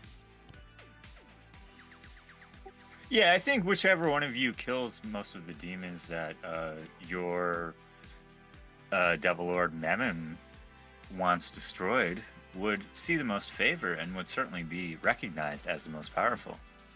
Dude, they're not going Yes, for it, so just come with fuck it. us. Show us your mights.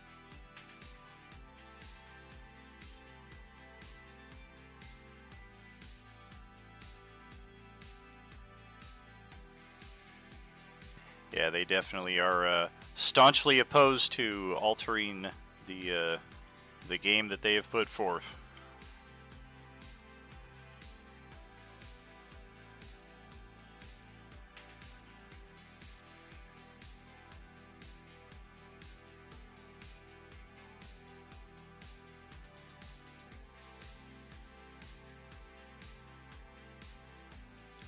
Interesting.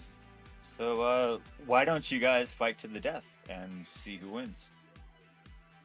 And certainly you'll find out who's the mightiest.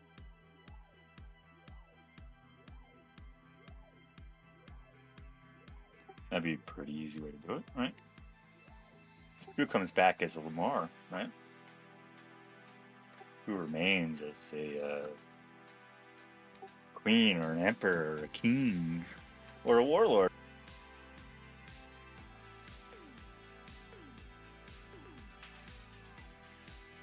Certainly there, Pain Devil, if you crushed all of your enemies, what's 3 more?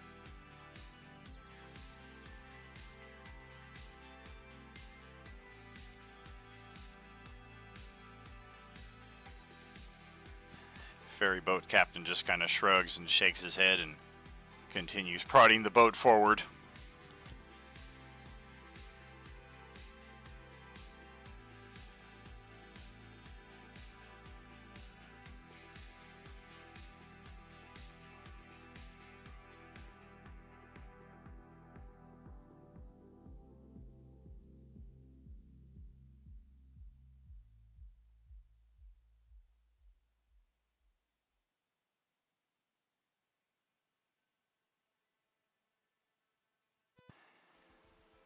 The higher level we get, the more combats we avoid, strangely enough.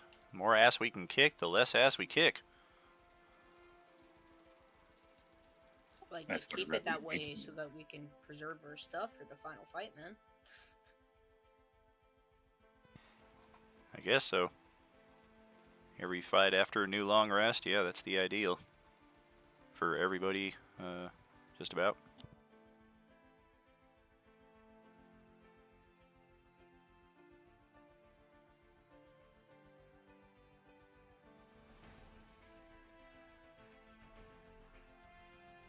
I mean, it didn't seem like that was supposed to be a fight for us. Not No, necessarily, but we couldn't even get through the simple process of choosing. I mean, you were the only one who played along with the game, and then after the game was over, then a combat was to be had. But if we're just going to dissect the game and try to change the rules of the game, then they're just kind of like, yeah, whatever, just move on. Well, they didn't really set out any rules, right? They just asked us who the most powerful is. And we offered them away. They kind of declined, right? There's some truth to So that they'll- as well. They'll never find out. They'll be stuck here on the I Naros. guess. I guess. Good for them. Let them figure it So- out, man. so- We got a fucking ferry to save. Yeah, who knows if So these we- things may have yeah. had anything to help you in that quest. All we know is that we've Yep. had 2 opportunities to do something, and we've passed both of them. It sounds like Hey, we just man, made them more confused to the point where they kept arguing, and we just snuck by. All I know is that sounded like a 1v3 lose-lose situation. So.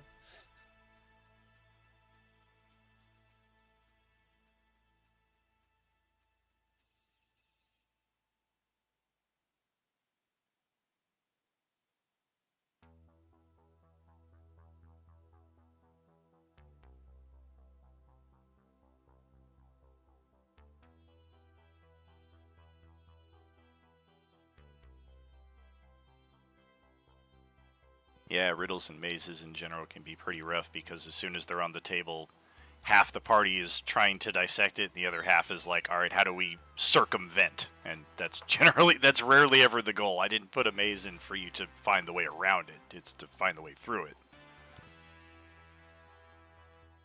I did the thing.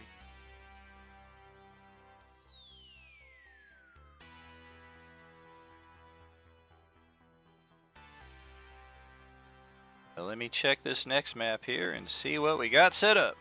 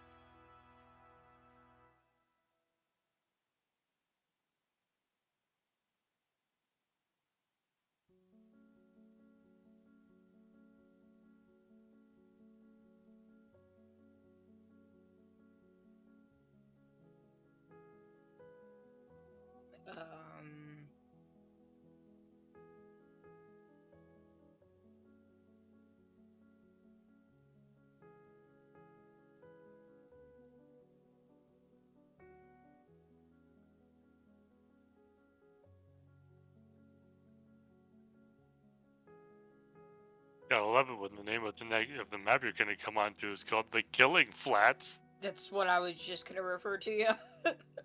Oh, that's not the name of the map. That's the name of the box that you guys all start in. Because that's better.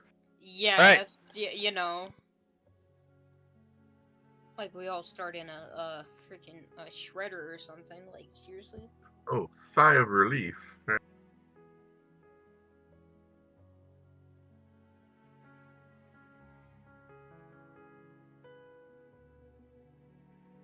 Yeah, it does appear that we have found the demon camp of Baphomet and his Baelor and his other demonic henchmen. There are the treasure chests up there on the north side of the map there.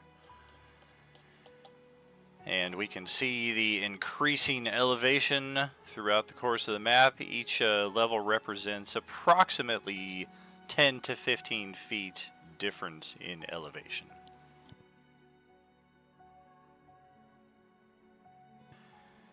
And they have got a nice long look at you as you make your way off the boat and towards this section of the plain of Minaros.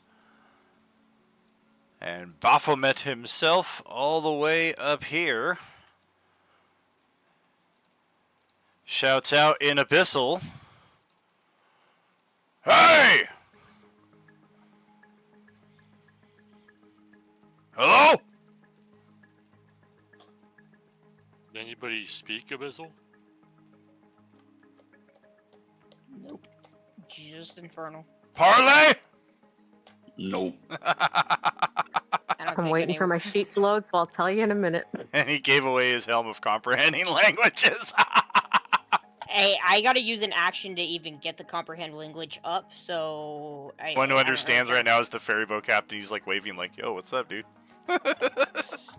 Yeah, to us, he's just going. I mean, I think I would be able to understand, like, at least something of it, just because... But I highly doubt it. Yeah, I don't think Infernal you and would. Abyssal are completely different. Oh, definitely. Absolutely. Exactly, yeah, that's it. It's like Elven and Dwarven. Well, feel free to deploy your tokens down onto that section of the map there, if you've not already. Doesn't look like anybody's particularly eager to join the Killing Flats here, but it's time. Yeah, I'm not particularly excited to place my token in a place that says killing. So, you know. It's not like the DM has it out for us or anything. No, it's fine.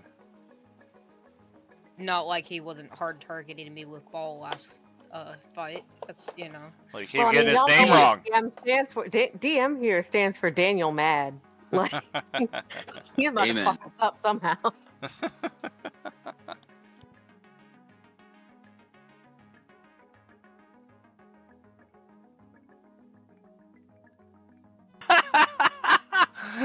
That is fucking poignant as all shit right there. They avoid 2 fights and then fight what could have been a non-fight. Ba-da-ba-ba-da-ba.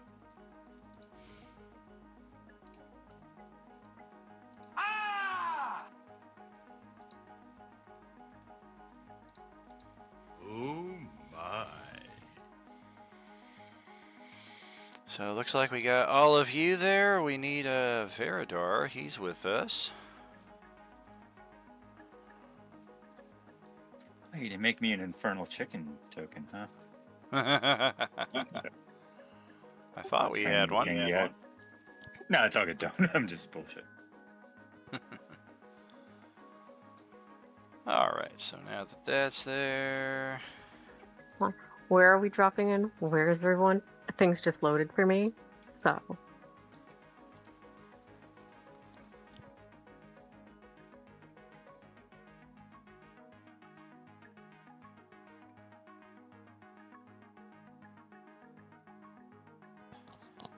You finished your character on Wednesday night? Yeah, I just got her all leveled up. We're up to 15. I've got like some actual hit points now, so I got that going for me. Let me Woo. bring her into this one then.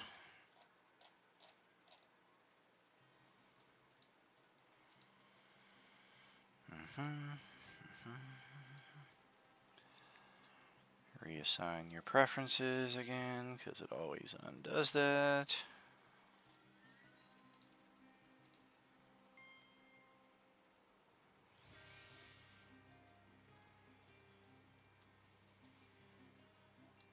There we go.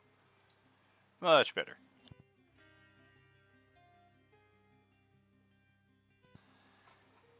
And yeah, once the initial attempt at conversation goes unanswered, they are assuming you're here to fight, so they are going to charge in We're here to accordingly. kill. What's up? Said we're here to kill.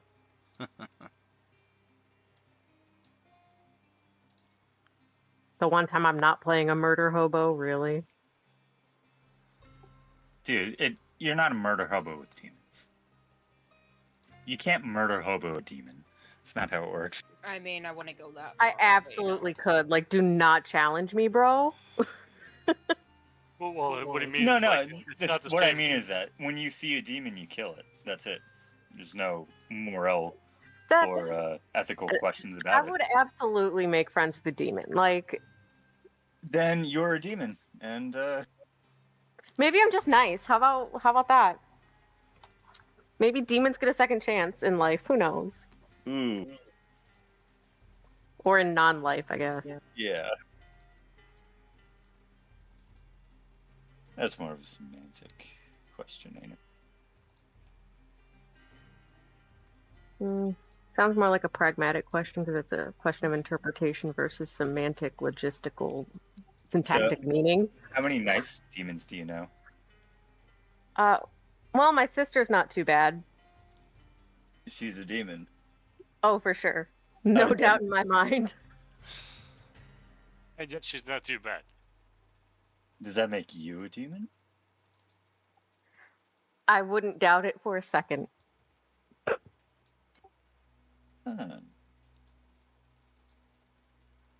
I mean, so far, well, Dissipator's a devil, so we can't go with that one.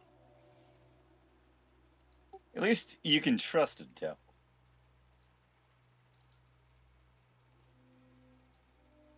Demons You can are- trust anyone if you're dumb enough.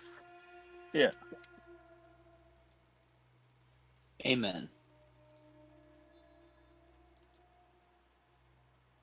You can trust a potato if you're dumb enough. My best friend is a potato. Don't you dare. Okay. Literally or figuratively? Well, I they're mean, she's baked either Irish, way. so Alright, Wow. so both. Gotcha. Does he watch the stream? my friend. Yeah, your potato. Nah. I'm also Irish. I don't really take offense to it. It's not like it's wrong, so.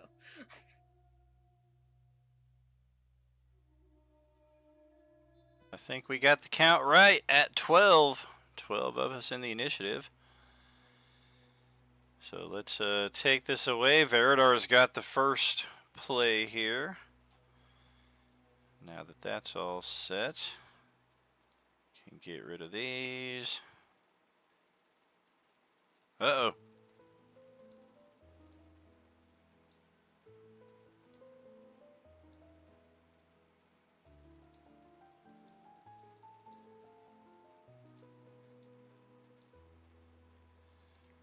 Trying to get rid of this white box there. There we go. Boop. All right.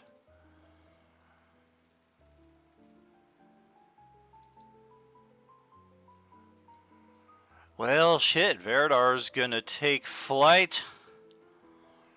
Do his transformation. Where is that?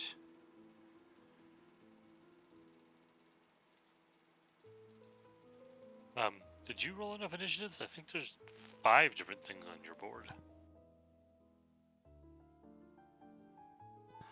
Correct. 5 of me and then 7 of you, so it should be 12 total in the turn order. Looks like you only rolled 4 initiatives though. Ah.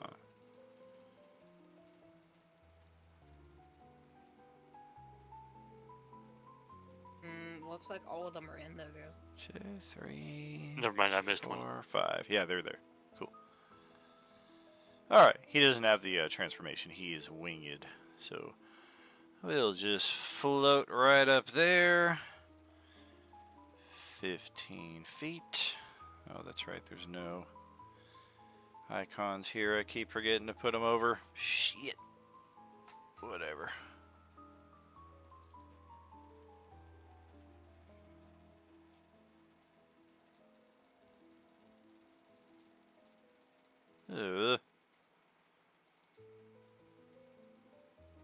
Wow. All 3 of those miss. Damn. Alright. Just leave that as it lies. Pass it over to Kerr. Alright, I'm gonna hop on my broom, fly up to flank with Verdar, and do my 1 wounding and 2 sharpness.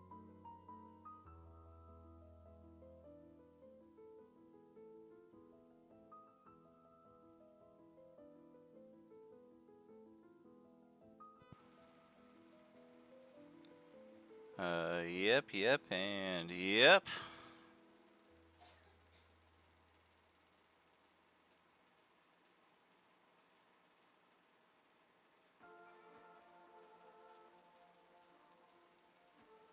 Is he still up after that last one? I'm not sure. I'm checking its defenses right now.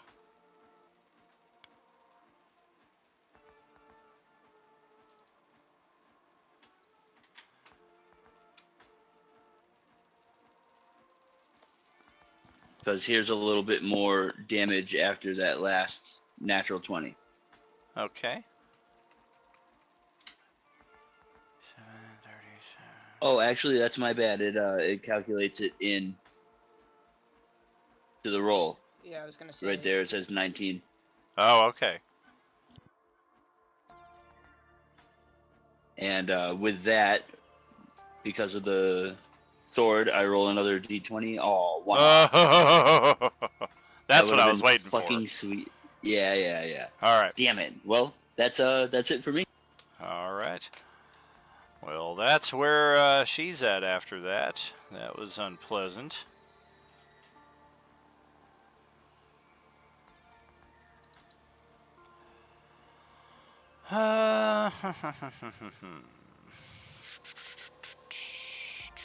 What is that again that we just both attacked? It's a Cambion. Heard. They got wings, right? They does. Yeah.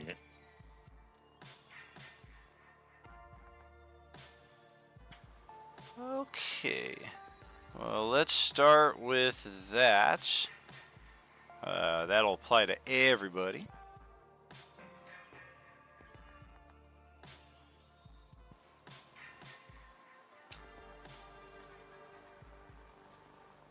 Unless, of course, you're immune.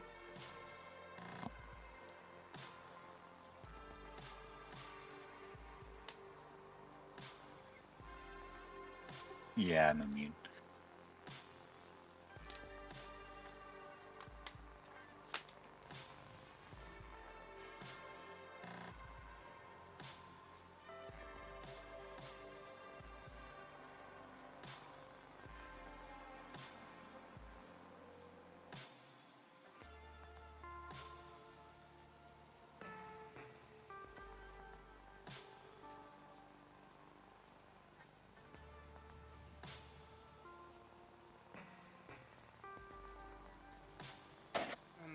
Expend a hero dice to see if I can get it.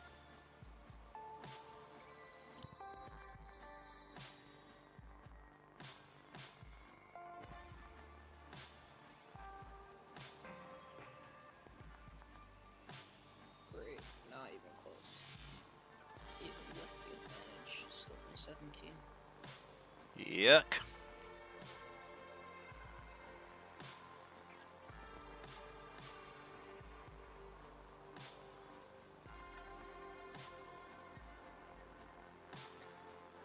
drop an inspo on it. Did your volume cut in half? You're like very soft now.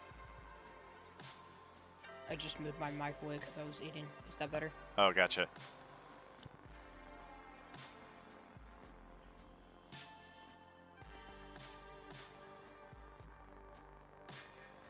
That's even worse. Great. Okay, well, I fail.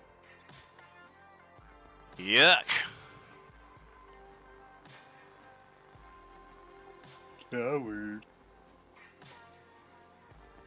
And let's just check. Yep. And I'm not within that aura, so that don't work for me. Yeah, looks like only Fiven is in my aura.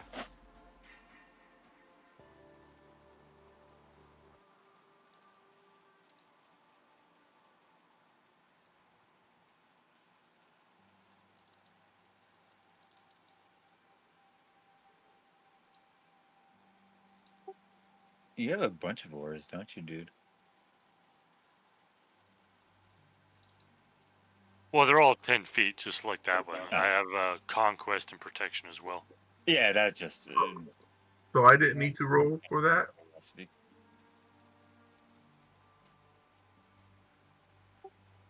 Well, whether you rolled or not, you passed it automatically, I guess, right?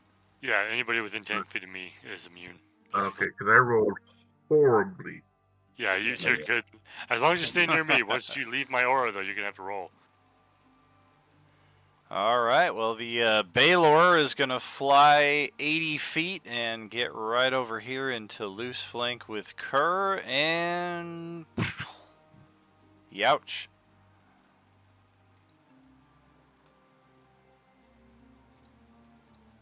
Doesn't help that it did no damage, though. It'll try with its whip attack next. So there's that, and then as far as this is concerned...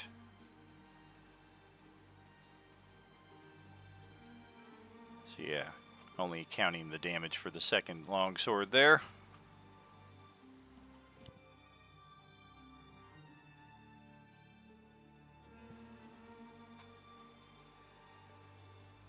I'm sorry, that's on Kerr? Correct. Woof. Alright, hold on, let me do some calculating. No need for the strength save. It's already gotten into melee with you, so it's not going to pull you anywhere.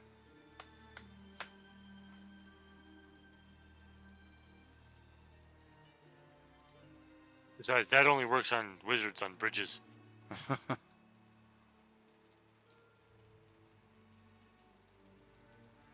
Did you say that second attack was just for the damage for the first one? Correct. Gotcha, so it's the 15 plus 9, and then the 18 plus 19, and that's it? Yeah.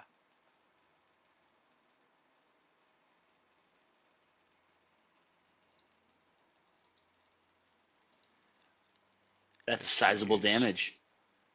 Wait, Oh, who is yeah. that on? Kerr. Damn, not within 30 feet. Shit. And I also got this right here. So when Kerr's turn starts,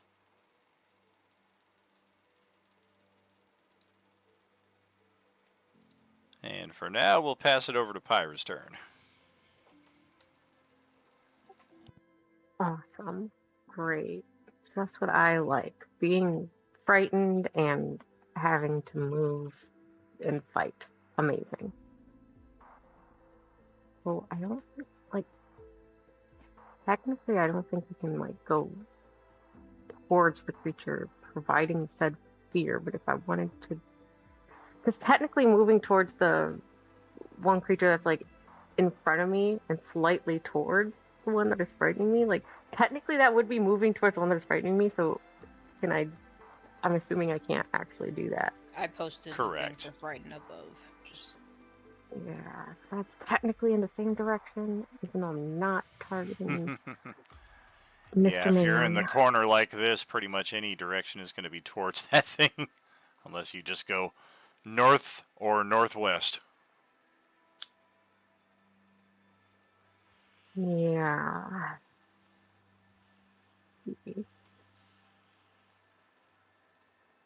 I guess.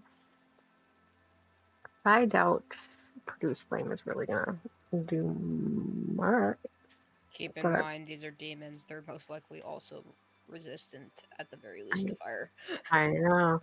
I've got a single arrow that I can shoot. I have a singular arrow. Wing it. I think that's the only choice I've got, so that's what I'm going to do.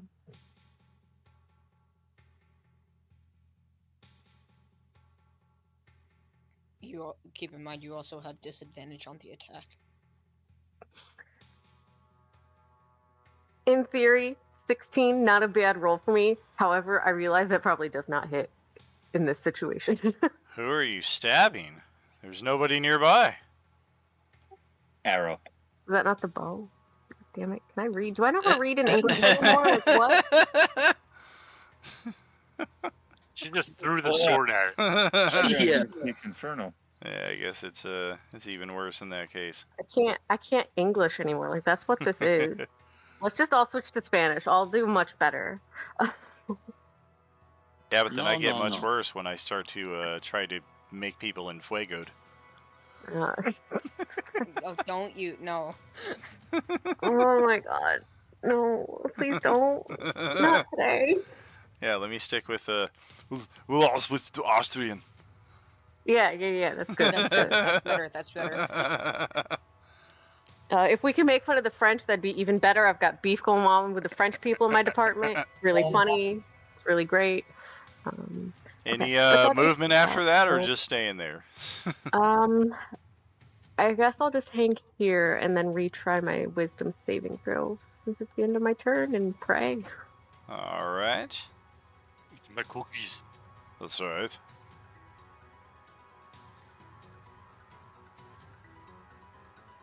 I failed. Now I am scared and depressed.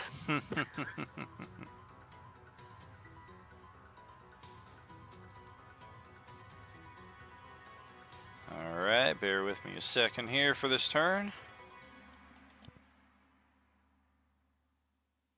Nice. The powerful aura of depression ability. Dude, that is my best ability. I affect people within like a 5-mile radius. Like, I'm so good at it, bro. Wow, I feel sorry for all the people in that theater then.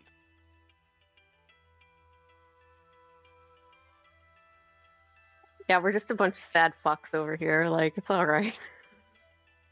No wonder the play took so long. They're all sad and it had to take a long time to do it.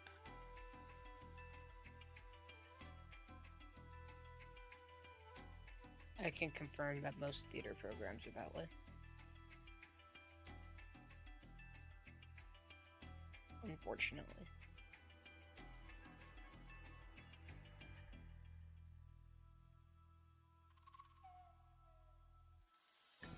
Alright, there we go. What in the... It's a fun little cloud kill effect there. You put another freaking aura effect on me. I am going to fucking If I feel like ever since I used Cloud Kill so effectively in my game, he's just like, fuck, Cloud Kill, Cloud Kill. That's Cloud right, you guys are never, it'll just fucking cripple the party. Everybody's gonna be like, oh god, what do we do? It's a 5th level magic, we are completely ineffective. So, yep. When you enter it for the first time or start your turn there, it's a con save, so nothing immediately right now. It will take effect when your turn starts, or if somebody just is like, dude, that looks great, I'm gonna wander into it. So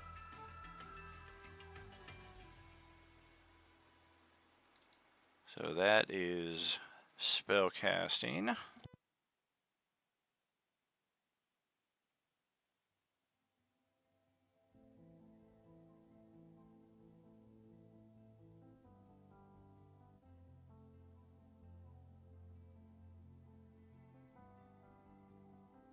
Was it obvious which one of those made that? It was the green one. It is not. Guanve and Pyro roll perception checks.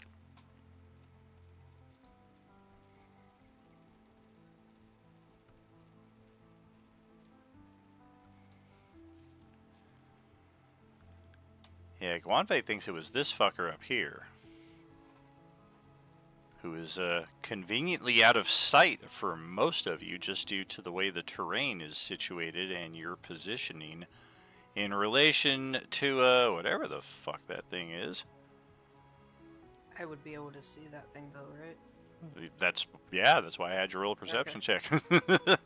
Katie might have seen it. She's close enough, but her perception check was not good enough. Guanfei sees it and is pretty sure. Ira doesn't even know she's in a cloud. Like she don't even know. Yeah. So you saw it, and you're pretty sure that's who is the one that cast the spell.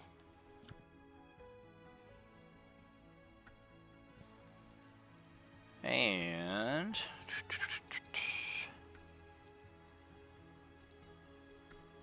I mean, the good news, at least this thing's gonna move 10 feet at the start of its next turn.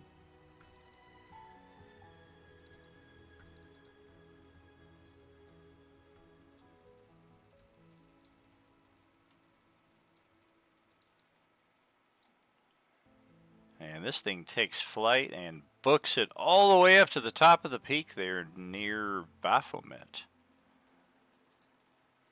Some of y'all catch some winged movement off in the distance. Crumb's turn begins. That's a con save against the cloud kill.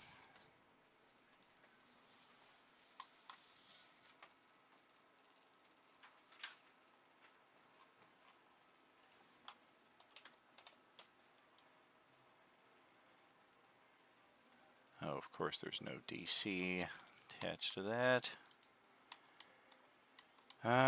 Spell save DC is 21.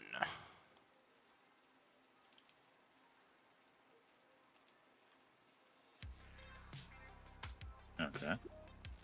Yikes. 31 poison damage on a failed save. Otherwise, you are good to go with your turn.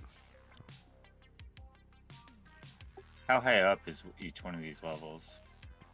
Anywhere between 10 and 15 feet. Okay.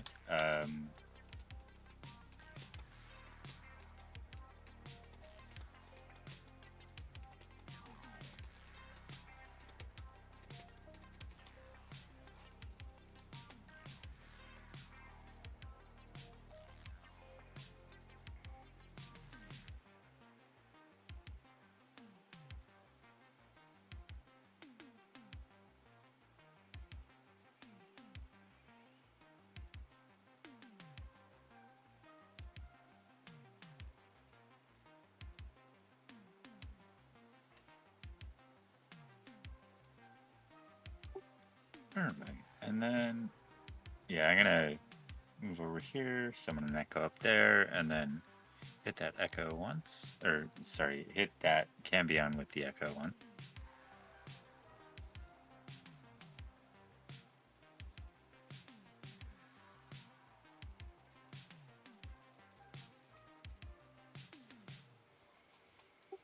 Does it hit? 1 second.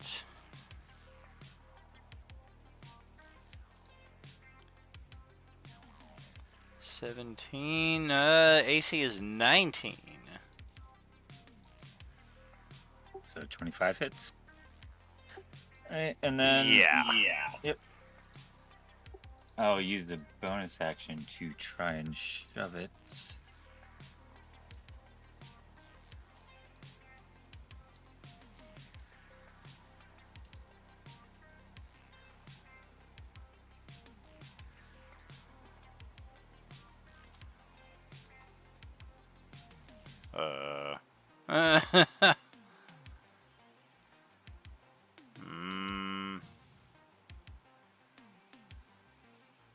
Any chance I can... There's no way you're pushing me. Oh, God. Ow! Huh? Yeah, she was going to try to intimidate you to not push her down because there's no way she's beating that check. Oh, okay. Oh. Alright, so I'm gonna push her off the cliff there. To the south, like 1 square down. Is it push or manipulate movement? Like, can you do Well, it's that? shove. Because shove would be like that, right? I think you can choose the direction with shove.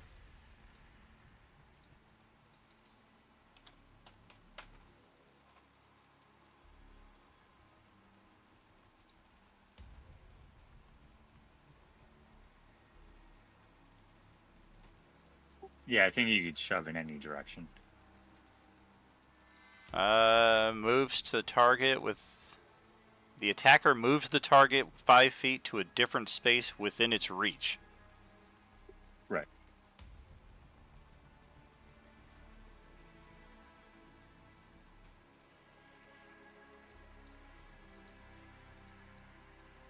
Yep. That's the one.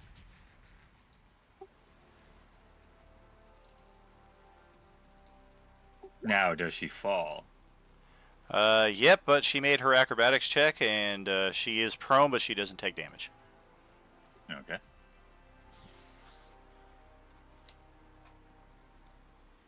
And then I will use half of my movement to swap spaces with my echo. Okay.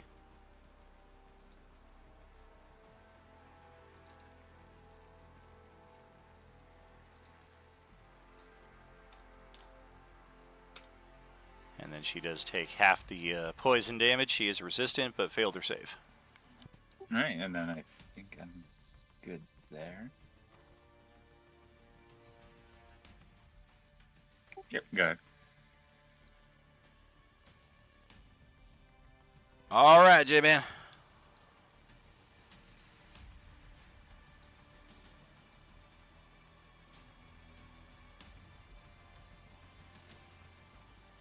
Alright, I'm gonna pull my new sword out, hold it over my head like He-Man. By the power of Grayskull, I mean hell. And I'm gonna use this nifty little meteor storm power. All right. I was measuring it. I can basically get all the bad guys, not hit any of the chests or any of my people. And since they only have to save once, even if they get overlapping, so they only have to make one save each.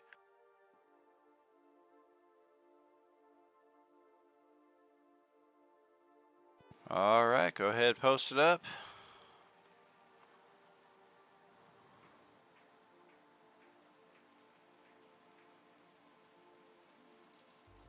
I guess the DC for that was 25,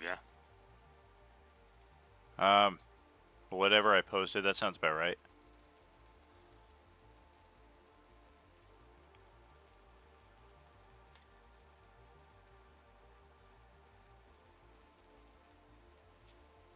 I love how the range on that says 1 mile. Like, how the fuck are you gonna see where you're shooting? Yeah, like if you have your instant fortress and like you see them like approaching on a clear summer day, I could see that happening. I guess like if it's the horde from Mordor coming, okay, I can just blah blah blah blah blah. All right, well let's start with the big guy here. There's no chance in hell is making that save, so I don't know, that seems like the time to do it.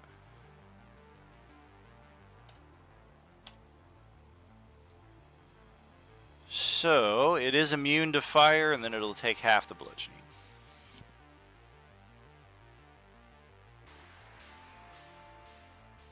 And then up next to Baphomet himself. I would say obviously don't add the Great Weapon Master, but this is coming from a greatsword, so maybe. Right, shit. Baphomet resistant to fire. If he's the one concentrating on the spell, does he need to make a concentration? The back half, yes. The first half, he's not the one concentrating on the spell. Well, that's no good. Resistant to fire.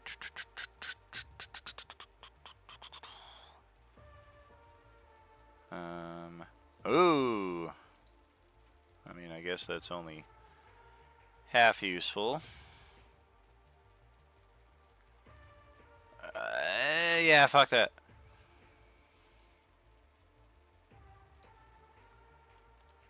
At least that's one down out of the way for it. Oh, yeah. I mean, I knew they were going to be pulling out Sure. their big defenses. This is my big attack. Oh, yeah. Okay, so it Yeah. takes 16 fire. We'll get that marked off first. And then the bludgeoning is halved to 39. Okay, ouch. And then this one up here, who is the one concentrating on the cloud kill there.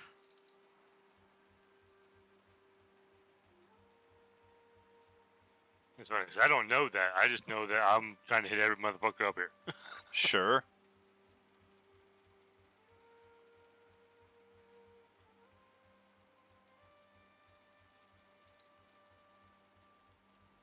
No, that doesn't help.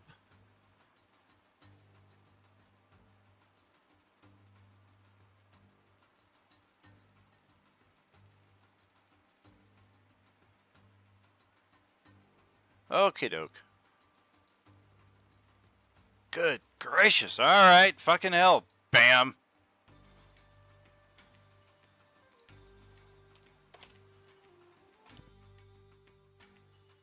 Plus 11 to the save. Had a decent chance of making it, but no such luck. So that's the same damage that Baphomet took effectively. Ow!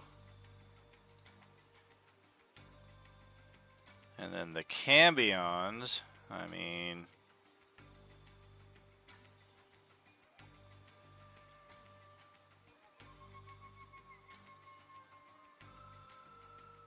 There is no chance of making the save. They are resistant to the fire, so that means... Even with that, all of them are just instantly incinerated. Or smashed and then incinerated. Right before they would have taken their first turns.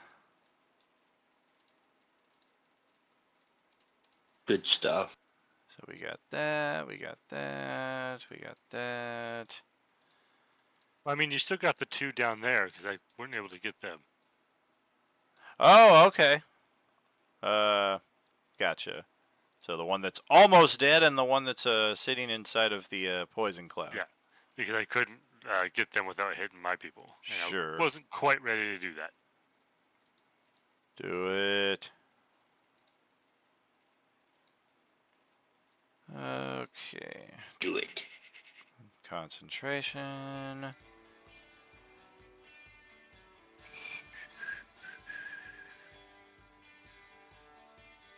Oh, what about those other big things? Oh, damn! Hell yeah, she made it. Oh, yeah, the Displacer Beast. Okay. Also resistant to fire.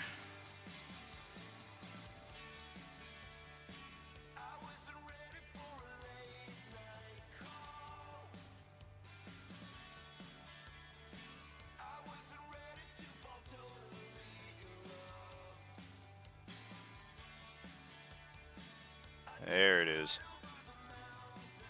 Thought one of you might get it. It's effectively evasion. One of them takes no damage at all. The other two, however...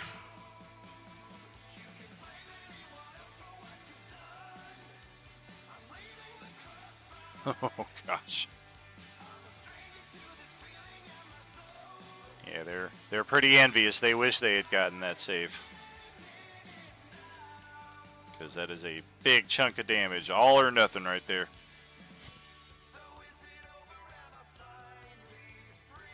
And that will be Ricari's turn. Alright. The Cambions. And I can say that because there's two of them.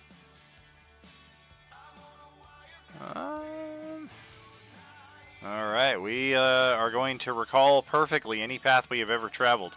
and try to reassess our life choices to figure out why the fuck we ended up in this situation today.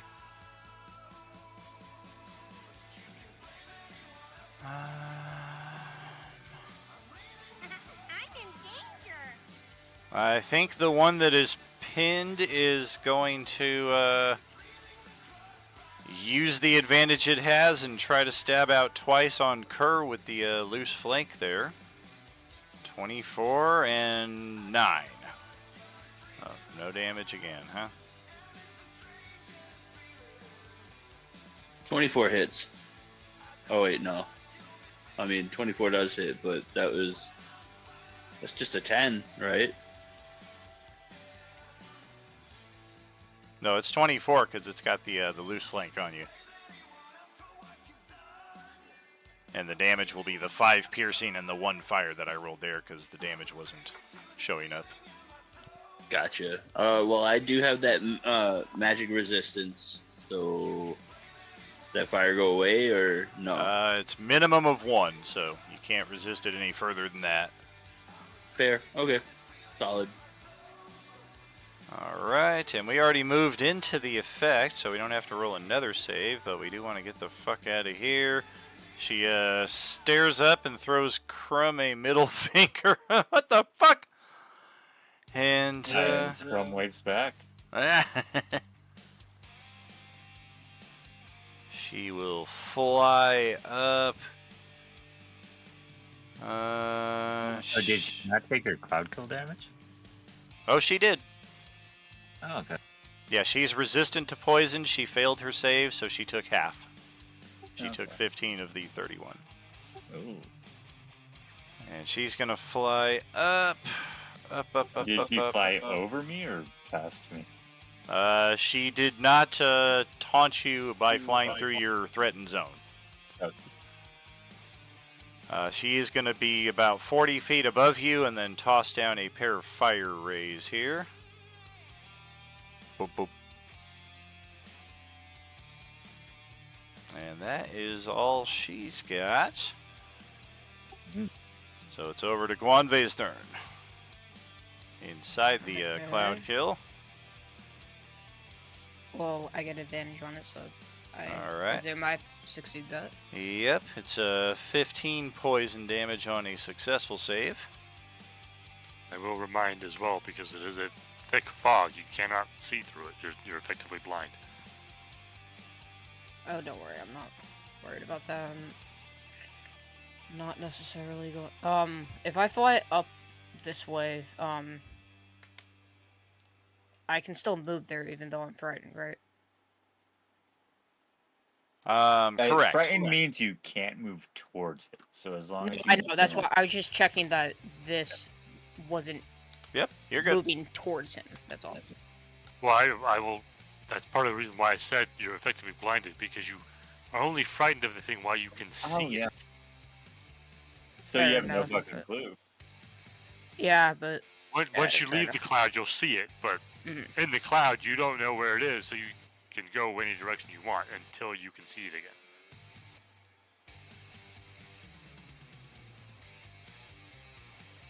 Yo, that meteor swarm fucked shit up. Well, yeah, I remember that hit us before. I was like, "Fuck that! I'm gonna." Yeah. I was gonna Yeah. say. Then I'll fly 60 feet up this way.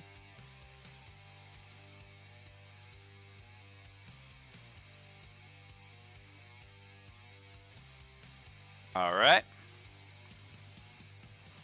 Yeah, if you're 60 feet high, you're pretty much equal to the top level of the mount on the other side of the map. And then since I saw that this guy sent that cloud kill, I'm gonna start firing Eldritch Blast at his ass. Now these are at disadvantage, just because Homeboy is within my sight. Sure. But I do.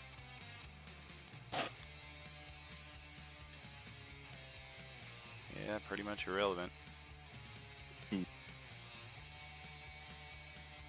Misclick, or did we go up to 4 now? No, 4. I should Alright. have been at 4 before 17 was the cap, but I just never paid attention to it.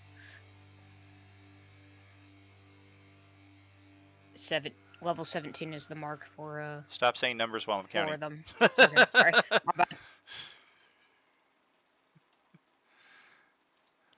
Okay. Enjoy it while it lasts. Those Uh, breath drinkers love Eldritch Blast. They fucking love it. And then I get 3d6 of whatever damage type I choose on top of it, which is... What are my choices? Hold on. They seem to like lightning damage, so I'll choose lightning damage. Resistant. Did we All already right. know that, or... Hell no, this is a demon lord. There's only one of her kind in the reality. You are discovering her resistances on the spot. Alright, well, I already said it, so that's 5 lightning damage to him. Gotcha, Trial and gotcha. error. Yep.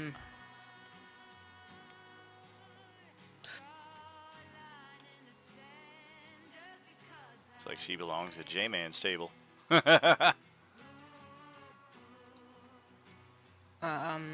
Yeah, I'll just pass that to the end. Alright. The Displacer Beasts. Dun, dun, dun, dun, dun, dun.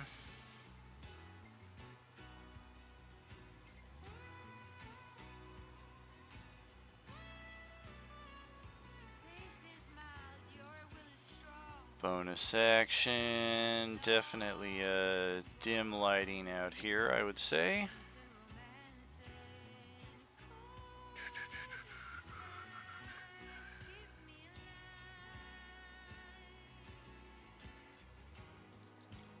Just do a short teleport hop down here to the fucking He-Man with his damn sword. You asshole! It's gonna lash out twice with the tentacles and bite once. The best it got was a 26.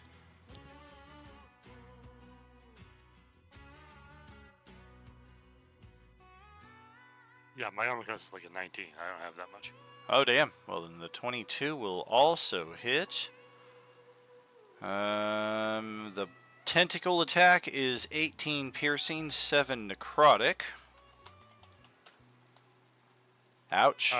Is it considered magic? Because I got that resistance. It is not. And the bite attack does 21 piercing. But perhaps more devastatingly, it reduces the dexterity score of the target by 1 die 4. And lasts until your next short or long rest. So that's a 3-point dock to dexterity right there all of a sudden.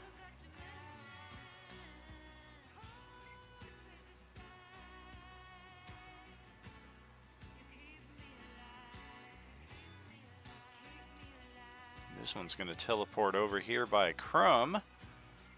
Try a little bit of the same. What's up?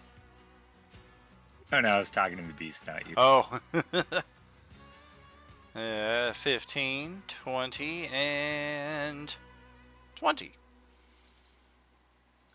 Big mistake there, puppy. And this one will just walk over there. And see if Flank does any better luck for it. 18, 26, and 22. The 26 one will hit. That is 16 piercing and 4 necrotic. One sec, 'cause I have a thing about necrotic. So I'm resistant to necrotic. So 20 or 18, is it? Yeah. And before Baphomet goes, we're gonna have legendary interrupts.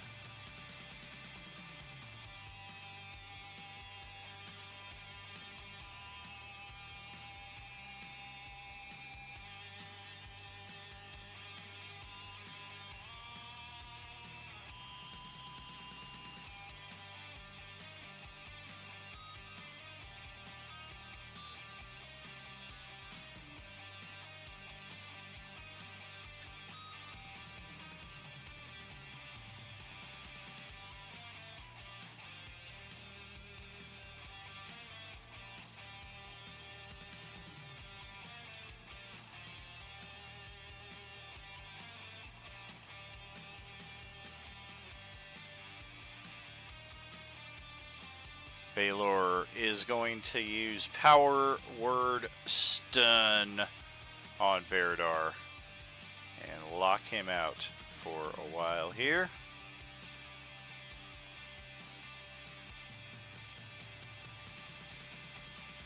Another legendary interrupt from a different character.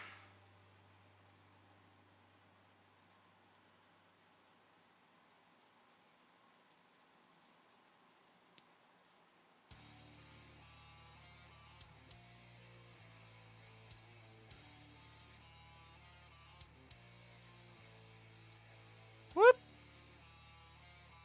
Yep. Getting a little familiar with this. You fly up, you isolate yourself, and then you get the Demon Lord right up in your face.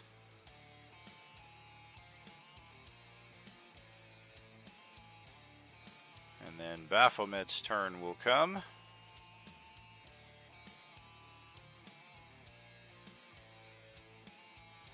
Let's try another Frightful Presence against a different target. Everybody who is within 120 feet, that should be everybody. Another Wisdom saving throw, or be frightened of this guy.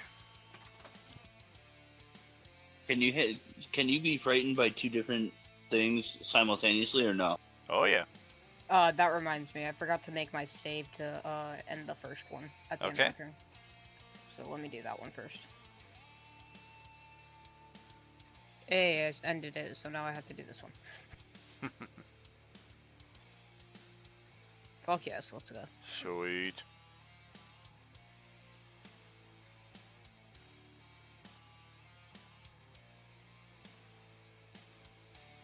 Oh, damn.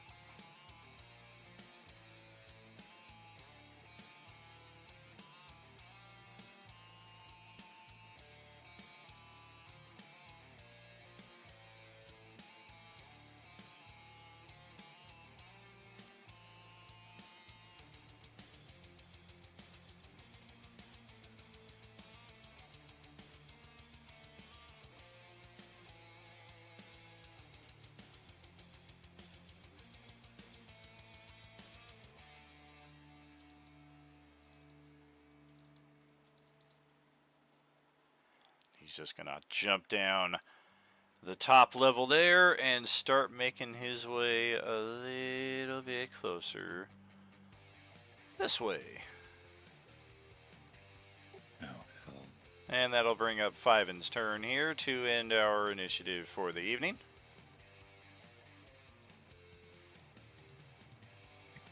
So the guy up here who got hit by the Eldritch Blast, he was the one concentrating on this smoke, right? Did he have to make a concentration? This is the guy, yeah.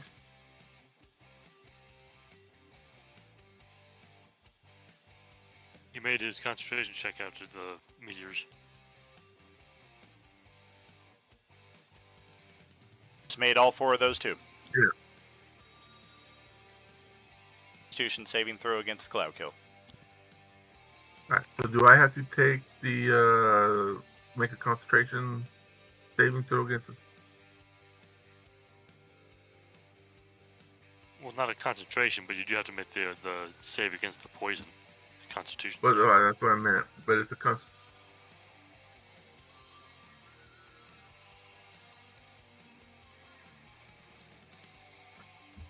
What was the DC on?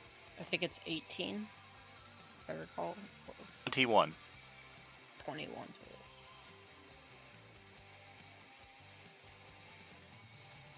And the damage is 31 on a failed save, 15 on a successful. It is poison damage.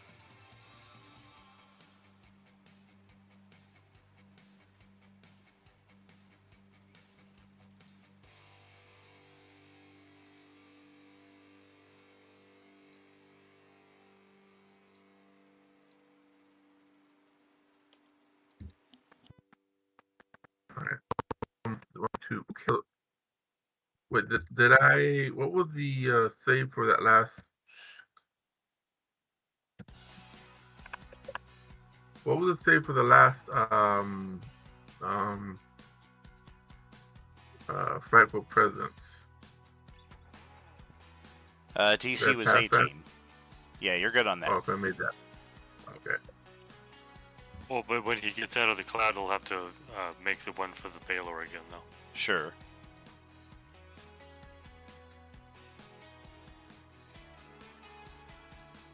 I'm going to move over to here.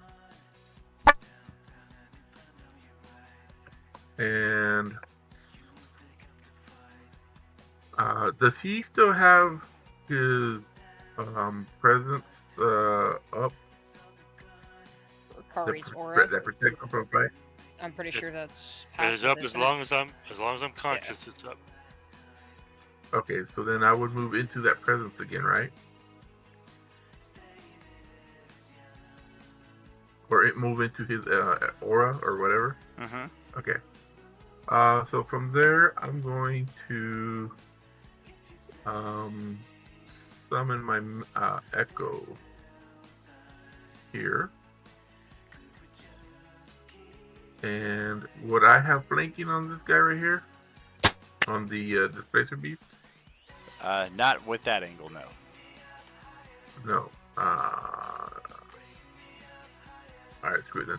And then I'm going to take 2 attacks at the Displacer Beast.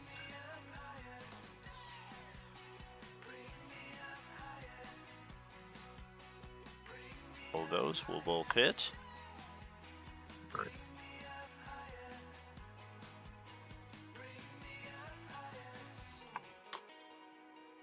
And that's what we got there.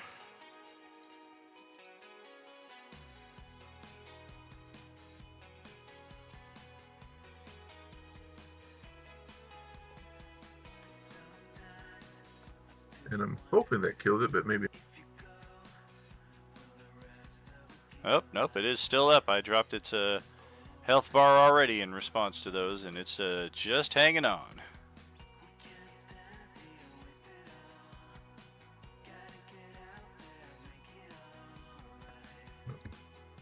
Crap, you know what? I could have moved it before I attacked. I should have done that.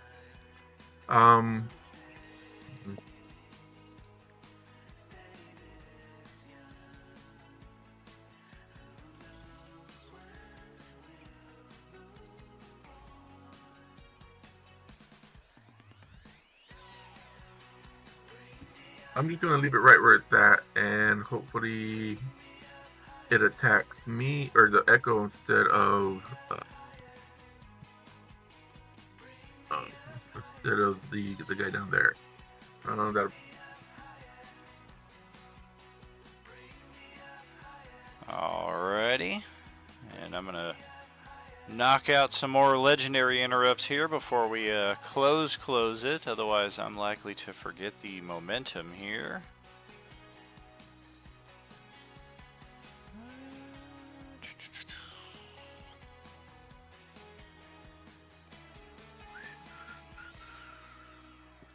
Oh, wait a minute. I think I can apply the sneak attack because there is an ally within 5 feet of him.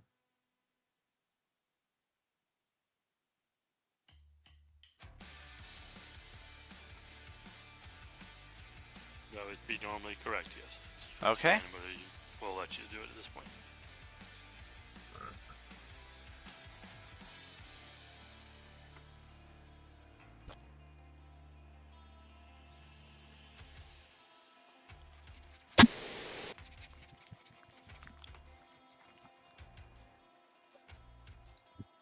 Alright, it's dead.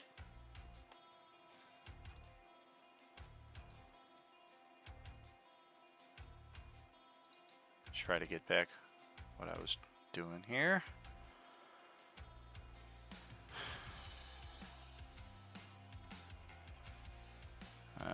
What's Guanvei's armor class? 47? 24. Alright, we're gonna try a claw attack. No damage again. Okay. How It about... rolled the 25, didn't it hit? It did. It's just, yeah, none of these have any damage said to him. So Oh, I'm the damage constantly- didn't link with it. Yeah, My I bad, have sorry. to go back in and change it. There it is. Yeah, I hate it when you realize it. Like, get him! Right. Because I'm always convinced that when I do the reroll just to apply the damage, it's going to give me a natural 20 like it just fucking did there. You should be able to just click the damage and get it to roll by itself. Not on mine. Or maybe it's in a different section, like it's just all listed as one block.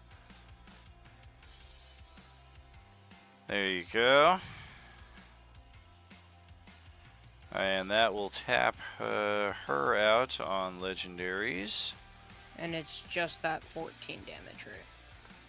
Correct. Okay. And then Baphomet has his legendaries. He'll try to burn some of them.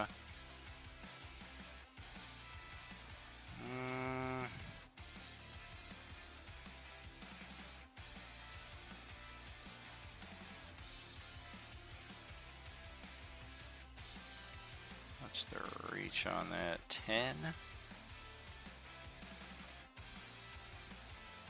Yeah, I don't think he's going to get all of this, but we'll charge 2 actions.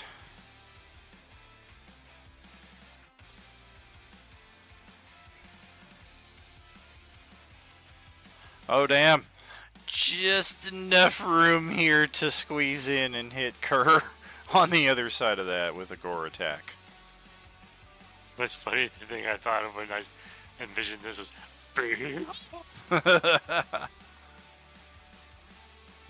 it's got a direct flank with this one, so Grrr for 34 to hit. Alright, I do believe I have changed everybody's damage now. Alright, 16 piercing. Okay. Result of that.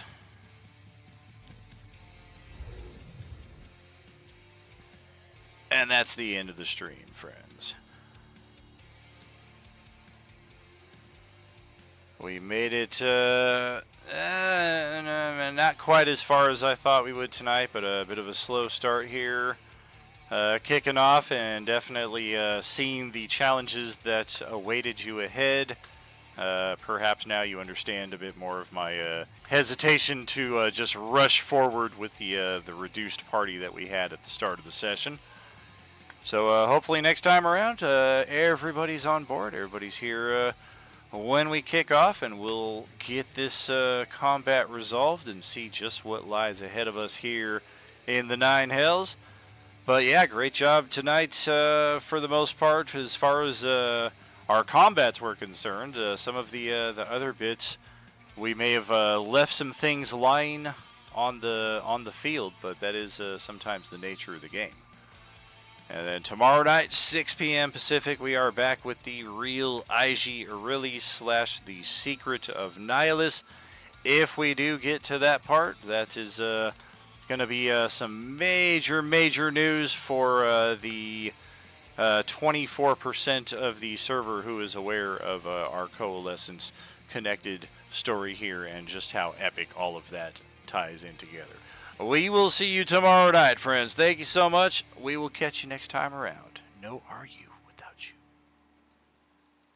Right on, right on.